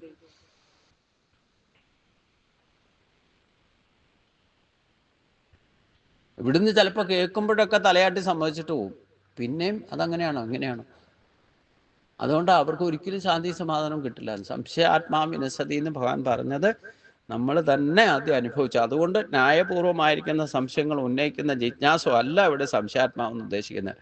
ഒന്നിലും വിശ്വാസമില്ലാതിരിക്കുക, എല്ലാറ്റിലും എല്ലായ്പ്പോഴും സംശയിച്ചു കൊണ്ടിരിക്കുന്ന ആളിനെയാണ്, കഴിയുന്നവനാണ് ഒരിക്കലും സുഖം അനുഭവിക്കാൻ. അവൻ എപ്പോഴും അസ്വസ്ഥനും അതുകൊണ്ട് തന്നെ സുഖം എന്തെന്ന് അറിയാതിരിക്കുന്നവനുമായിരിക്കും എന്നാണ് പറഞ്ഞത്. ഒട്ടേനും പിടിച്ചതിനൊക്കെ സംശയമല്ല, അല്ലാതെ ന്യായമായ സംശയങ്ങൾ ഉന്നയിക്കാം. നിങ്ങൾക്കിപ്പം ഗീതാശാസ്ത്രം പഠിക്കുമ്പോഴും അതിൽ ശാസ്ത്ര വിഷയങ്ങൾ സംശയം തോന്നിയാൽ അത് തത്വദർശികളായിട്ടുള്ള ഗുരുക്കളോട് ചോദിച്ച് മനസ്സിലാക്കണം. അവരെ വേണ്ടെങ്കിൽ ശുശ്രൂഷിക്കണം എന്നും കൂടെ ഭഗവാൻ പറഞ്ഞല്ലോ. ആദരിക്കണം, ബഹുമാനിക്കണം. അങ്ങനെയൊക്കെ ആ സംശയാത്മാവ് നിവർത്തിക്കണം എന്നുണ്ടെങ്കിൽ അതിന് വേണ്ടിയിട്ട് ചില നഷ്ടങ്ങളൊക്കെ സഹിക്കേണ്ടിയും വരും. അത് വെറുതെ ആരുടെ അടുത്തും ചെന്നിട്ട് സംശയിച്ചുകൊണ്ട് അവരെ സമീപിക്കരുത്. തത്വദർശികൾ എന്ന് പറഞ്ഞാൽ അനുഭവജ്ഞാനമുള്ളവരെ എന്നാണ്. പിന്നെയോ യോഗസ്ഥ കുരുകർമാണി, യോഗസ്ഥ കുരുകർമാണം അല്ല, യോഗ സന്യസ്ത കർമാണം ജ്ഞാനസിൻ ചിന്ന സംശയം ആത്മബന്ധം ന കർമാണി നിബന്ധനന്തി ധനഞ്ജയ. ധനഞ്ജയ, അല്ലയോ അർജുന, യോഗ സന്യസ്ത കർമാണം, യോഗം കൊണ്ട് കർമ്മങ്ങളെ ത്യജിച്ചവനും ജ്ഞാനം സംചിന്ന സംശയം, ജ്ഞാനത്താൽ സംശയം ഇല്ലാതാക്കിയവനും ജ്ഞാനം കൊണ്ട് സംശയത്തെ ഛേദിച്ചവനുമായിരിക്കുന്ന ആത്മബന്ധം ന കർമാണി, ആത്മനിഷ്ഠനെ കർമ്മങ്ങൾ ന ബന്ധനാദി, നിബന്ധനാദി എന്ന് പറഞ്ഞാൽ ബന്ധിക്കുന്നില്ല. അതായത് അല്ലയോ അർജുന, യോഗം കൊണ്ട് കർമ്മബന്ധങ്ങളെ ത്യജിച്ചവനും ജ്ഞാനം കൊണ്ട് സംശയത്തെ നശിപ്പിച്ചവനുമായിരിക്കുന്ന ആത്മജ്ഞാനിയെ കർമ്മങ്ങൾ ബന്ധിക്കുന്നതല്ല. അതായത് ആത്മജ്ഞാനിക്ക് ഞാൻ ചെയ്യുന്നു എന്ന ഭാവമോ കർത്തൃത്വ ഭാവമോ ഫലാകാംക്ഷയോ ഇല്ലാത്തതിനാൽ അയാൾ കർമ്മം ചെയ്താലും അത് ഒരിക്കലും ബന്ധകാരണമാകില്ല എന്നർത്ഥം. പിന്നെ ആത്മജ്ഞാനികളായിട്ട് ആത്മബോധത്തോടുകൂടി ചെയ്യുന്ന ആള് എപ്പോഴും ഗുണദോഷങ്ങളെ തിരിച്ചറിഞ്ഞുകൊണ്ട് സംശയരഹിതമായിട്ട് ദൃഢനിശ്ചയം ചെയ്ത് ത്യാഗമനസ്സോടെ പ്രവർത്തിക്കുന്നതായിരിക്കും. അതുകൊണ്ട് അവർക്ക് സംബന്ധിച്ചിടത്തോളം ഒരു കർമ്മം അവരെ ബന്ധിക്കുന്നതല്ല. ഏത് തരം പ്രാരാബ്ധങ്ങളെയും അവർ അനായാസേന തരണം ചെയ്യും. അവിടെ സുഖദുഃഖമൊന്നും അനുഭവിക്കുകയില്ല. സന്തോഷത്തോടുകൂടി എപ്പോഴും പ്രസന്ന ചിത്തരായിരിക്കുകയും ചെയ്യും. ഇതാണ് ആത്മബോധം ഉണ്ടാക്കാനാണ്, ആത്മജ്ഞാനത്തോടുകൂടി വേണം കർമ്മം ചെയ്യാൻ. അതാണ് ജ്ഞാന കർമ്മ സന്യാസയോഗം എന്ന് പറഞ്ഞാൽ. നമുക്ക് അറിവൊക്കെ ഉണ്ട്. ഒരു പയർ വിത്തിട്ടാൽ അതെങ്ങനെ മുളച്ചു വരണം, എന്താകണം, അതിൽ നിന്ന് എങ്ങനെയാ ഫർദർ അതിൻ്റെ പ്രൊഡക്ഷൻ നടക്കാമെന്നൊക്കെ ആ പയർ വിത്തിൽ അറിയാമല്ലോ. ആ അറിവ് കൊണ്ടല്ലേ അത് മണ്ണിലിട്ട് കഴിഞ്ഞാൽ തന്നെ പൊട്ടി മുളച്ചു വന്നിട്ട് അത് പയറിൽ നിന്ന് പയർ തന്നെ ഉണ്ടാകുള്ളൂ, അല്ലേ? ഇതേപോലെ നമ്മൾ ജനിച്ചു വരുമ്പോഴും നമുക്ക് നമ്മുടേതായ ഓരോരുത്തരുടെയും സ്വഭാവം അനുസരിച്ചുള്ള അറിവ് നമ്മുടെ കയ്യിൽ തന്നെ ഉണ്ട്. ആ അറിവ് സംശയലേശമില്ലാതെ ആത്മബോധ തലത്തിൽ ഉയർത്തിക്കൊണ്ട് നമ്മുടെ സ്വഭാവം അനുസരിച്ചുള്ള കർമ്മം ചെയ്ത് അത് ശുദ്ധീകരിക്കാനാ പറയുന്നത്. അപ്പൊ കർമ്മബന്ധനം ഉണ്ടാവില്ല. നമ്മുടെ സ്വഭാവത്തിൽ തന്നെ നമുക്ക് സംശയമായ എന്ത് ചെയ്യും? നമുക്ക് നല്ലതോ ചീത്തയായിട്ടുള്ള ഏതെങ്കിലും സ്വഭാവം, ഇഷ്ടാനിഷ്ടങ്ങൾ, വാസനാബലം നമ്മളിൽ പ്രകടമാകുന്നുണ്ടെങ്കിൽ അത് ചെയ്ത് അനുഭവിച്ച് അതിൻ്റെ കൺസിക്വൻസീസ്, ലാഭമോ നഷ്ടമോ ജയമോ പരാജയമോ സുഖമോ ദുഃഖമോ എന്തായാലും അനുഭവിച്ച് ക്ലിയർ ചെയ്യണം. അതിൽ സംശയിച്ചിട്ട് കാര്യമൊന്നുമില്ല. എനിക്കെന്തുകൊണ്ട് ഇങ്ങനെ വന്നു, എന്താണ് സംഭവിക്കുന്നത്, അത് മുഴുവൻ ആ മാത്രാ സ്വസുഖം ദേ ശീതോഷ്ണ സുഖദുഃഖതാഗമ പായിനോ അനിത്യത്താം തിക്ഷസ് ഭാരത എന്ന് പറഞ്ഞല്ലോ. അങ്ങനെ ഒരു മനസ്സുണ്ടാക്കിയെടുക്കണം. അപ്പോഴാണ് സുഖവും ദുഃഖവും ലാഭവും നഷ്ടവും നമ്മുടെ പൂർവ്വജന്മാർജിതമായ കർമ്മബന്ധനങ്ങളിൽ അത് അനുഭവിച്ചിട്ട് അതിൽ വിരക്തനാക്കണം. ദോഷം ചെയ്യുന്നതാണെങ്കിൽ എനിക്കിത് വേണ്ടാന്ന് തീരുമാനിക്കണം. സുഖം ലഭിക്കുന്നതാണെങ്കിൽ ലിമിറ്റ് കൂടുതൽ അറ്റാച്ച്മെന്റ് ഉണ്ടാകരുത്. ഇപ്പം എന്താണ് അനുഭവിക്കേണ്ടത്, അതിൻ്റെ സുഖം അനുഭവിച്ചോളൂ, വിട്ടേക്കുക. അപ്പൊ ജ്ഞാന കർമ്മ സന്യാസമാണ്. ടോട്ടലി വിരക്തി ഉണ്ടാക്കണം. ഭൗതിക ബന്ധങ്ങളെ മുഴുവൻ ഉപേക്ഷിക്കുന്നതാണ്, ശരീരബോധത്തെ പോലും വിടുന്നതാണ് സന്യാസം എന്ന് പറയുന്നത്. അപ്പൊ ജ്ഞാനത്തോടുകൂടി ആത്മബോധത്തോടുകൂടി കർമ്മം ചെയ്ത് അതിനെ ഉപേക്ഷിക്കുമ്പോഴാണ് പ്രാരാബ്ധങ്ങളില്ലാതെ വരികയും ശരീരത്തിന് കാരണമായിട്ടുള്ള കർമ്മബന്ധനങ്ങൾ ഒഴിവാക്കപ്പെടുകയും ചെയ്യുള്ളൂ. അപ്പോഴാണ് യഥാർത്ഥ സന്യാസം സാധ്യമാകൂ. അതുകൊണ്ട് ഭഗവാൻ പറഞ്ഞു, തസ്മാത് അജ്ഞാനസംഭൂതം ഹൃദസംജ്ഞാനസിനാത്മന ചിത്തൈനം സംശയം യോഗം ഉത്തിഷ്ഠ ഭാരത എന്ന് പറഞ്ഞുകൊണ്ടാണ് ഈ അധ്യായം അവസാനിപ്പിക്കുന്നത്. തസ്മാൽ അജ്ഞാനസംഭൂതം, തസ്മാത് അതുകൊണ്ട് ഈ പ്രപഞ്ചം, പ്രത്യക്ഷ പ്രപഞ്ചം അജ്ഞാന സംഭൂതമാണ്. അവിദ്യാദോഷങ്ങളെ കൊണ്ട് നിർമ്മിച്ചിരിക്കുന്നതാണ് ഈ പ്രത്യക്ഷ പ്രപഞ്ചം. നമ്മുടെ ശരീരമടക്കം അജ്ഞാന സംഭൂതമാണ്, മാലിന്യ കൂമ്പാരമാണ്. എന്നാൽ അതേ അജ്ഞാന സംഭൂതമായിരിക്കുന്ന അവസ്ഥയിലും അജ്ഞാനത്തിൽ നിന്ന് ഉണ്ടായതാണ്, അവിദ്യാദി ദോഷങ്ങളെ കൊണ്ടാണ് ഈ ശരീരം തന്നെ ഉണ്ടായിരിക്കുന്നത്. കാരണം ബ്രഹ്മ സൃഷ്ടിയിൽ തന്നെ ആദ്യ അവിദ്യാദി ദോഷങ്ങളാണ് സൃഷ്ടിച്ചിരിക്കുന്നത്. പിന്നെ എന്തൊക്കെ പ്രൊഡക്ഷൻ നടന്നിട്ടുണ്ടോ അതൊക്കെ അജ്ഞാന സംഭൂതമാണ്, അവിദ്യാദോഷങ്ങളിൽ നിന്നാണ് അതൊക്കെ ഉണ്ടായിട്ടുള്ളത്. അതുകൊണ്ട് എന്തുണ്ടായിട്ട് നശിക്കുന്നോ അതൊക്കെ അവിദ്യാദോഷങ്ങളെ കൊണ്ട് ആസുരീ സമ്പത്താണെന്നർത്ഥം. അതുകൊണ്ട് ആത്മന ഹൃദസംവേന, സംശയം, നിന്റെ ഹൃദയത്തിൽ സ്ഥാനം പിടിച്ചതുമായിരിക്കുന്ന ഈ സംശയത്തെ ജ്ഞാനസിനാത്മന ചിത്വ, ജ്ഞാനമാകുന്ന ഖഡ്ഗം കൊണ്ട് ഛേദിക്കുക. അതായത് ഈ അജ്ഞാന സംഭൂതമായിരിക്കുന്ന ഈ പ്രത്യക്ഷ പ്രപഞ്ചത്തെ അതിനെല്ലാം ഒന്നൊന്നായിട്ട് ഖണ്ഡിച്ച് പരമമായ ജ്ഞാനം മാത്രമാണ് ശാശ്വതമായിട്ടുള്ളത് എന്ന് മനസ്സിലാക്കിക്കൊണ്ട് യോഗം ആത്തിഷ്ഠോ, ആ യോഗത്തെ നീ പ്രാപിക്കുക. അതിന് കർമ്മയോഗത്തെ ആശ്രയിക്കുക. സത്യം എന്തെന്നറിഞ്ഞിട്ട് കർമ്മത്തെ ജ്ഞാനത്തോടുകൂടി കർമ്മം ചെയ്യുക എന്നർത്ഥം. ആ യോഗത്തെ പ്രാപിക്കുക, അതിനെ ആശ്രയിക്കുക, അതനുഷ്ഠിക്കുക. ഭാരത ഉത്തിഷ്ഠ, ഏ അർജുന നീ എഴുന്നേൽക്കൂ. ഉത്തിഷ്ഠത ജാഗ്രത, പ്രാപ്യ വരാൻ നിബോധിത. നിബോധിത എന്ന് പറഞ്ഞാൽ ആത്മബോധത്തോടെ ഉയർന്നെഴുന്നേറ്റ് പ്രവർത്തിക്കൂ എന്ന ഉപനിഷത്ത് വചനമാണ് ഈ ശ്ലോകത്തിൻ്റെ ആദ്യം ഭഗവാൻ പ്രയോഗിച്ചത്. ഇതേ തന്നെയാണ് വിവേകാനന്ദ സ്വാമികളും നമ്മളെ ഉദ്ബോധിപ്പിച്ചത്. ഉത്തിഷ്ഠത ജാഗ്രത, പ്രാപ്യ വരാൻ നിബോധിത എന്ന് പറഞ്ഞു. അതുകൊണ്ട് അതിനാൽ അജ്ഞാനത്തിൽ നിന്ന് ഉണ്ടായിട്ടുള്ളതും നിന്റെ ഹൃദയത്തെ സ്ഥലം പിടിച്ചതുമായിരിക്കുന്ന ഈ സംശയത്തെ, ആരാണോ യുദ്ധം നടന്നാൽ ആര് ജയിച്ചാലാണ് ശ്രേയസ്സുണ്ടാകുക എന്ന് അറിയില്ല എന്ന് പറഞ്ഞില്ല, അത് തന്നെയാണ് സംശയം. ആ സംശയ നിവാരണമായിട്ട് പറയാണ്, ജ്ഞാനത്തിൻ്റെ ഖഡ്ഗം കൊണ്ട് അജ്ഞതയുടെ കവചത്തെ ഭേദിക്കൂ. ജ്ഞാനത്താൽ കർമ്മം ചെയ്യൂ, ആത്മബോധത്തോടുകൂടി കർമ്മം ചെയ്യൂ. അതിനു വേണ്ടിയിട്ട് ഉയർത്തെഴുന്നേൽക്കൂ. ജ്ഞാനമാകുന്ന ഈ സംശയത്തെ ജ്ഞാന ഖഡ്ഗം കൊണ്ട് ഛേദിച്ചിട്ട് കർമ്മയോഗത്തെ അവലംബിക്കുക. യജ്ഞഭാവത്തിൽ നീ കർത്തവ്യം അനുഷ്ഠിക്കുക എന്നർത്ഥം. അപ്പോൾ കർമ്മബന്ധനം ഉണ്ടാകാത്ത വിധത്തിൽ നിനക്ക് രക്ഷപ്പെടാൻ സാധിക്കും. അർജുന നീ എഴുന്നേൽക്കൂ എന്ന് പറഞ്ഞുകൊണ്ടാണ് ഈ അധ്യായം അവസാനിക്കുന്നത്. ഇത് ശ്രീമദ് ഭഗവത്ഗീതാസു ഉപനിഷത്സു ബ്രഹ്മവിദ്യായാം യോഗശാസ്ത്രേ ശ്രീകൃഷ്ണാർജുന സംവാദേ ജ്ഞാനകർമ്മ സന്യാസയോഗോ നാമ ചതുർത്ഥോധ്യായക. സർവത്ര ഗോവിന്ദനാമ സങ്കീർത്തനം. ഗോവിന്ദ ഹരി ഗോവിന്ദ. ഓം കായേന വാചാ മനസേന്ദ്രിയർവാ ബുദ്ധ്യാത്മനാ വാ പ്രകൃതേ സ്വഭാവാ കരോമി യദ്സകലം പരസ്മൈ നാരായണായേതി സമർപ്പയാമി. നാരായണായേതി സമർപ്പയാമി. ഓം പീതാംബരം കരവിരാശങ്കചക്രം കൗമോദകിം സരസിജങ്കരണാസമുദ്രം രാധാസഹായമതിസുന്ദരമന്ദഹാസം പാതാലേശമനിശം ഹൃദി ഭാവയാമി. പാതാലേശമനിശം ഹൃദി ഭാവയാമി.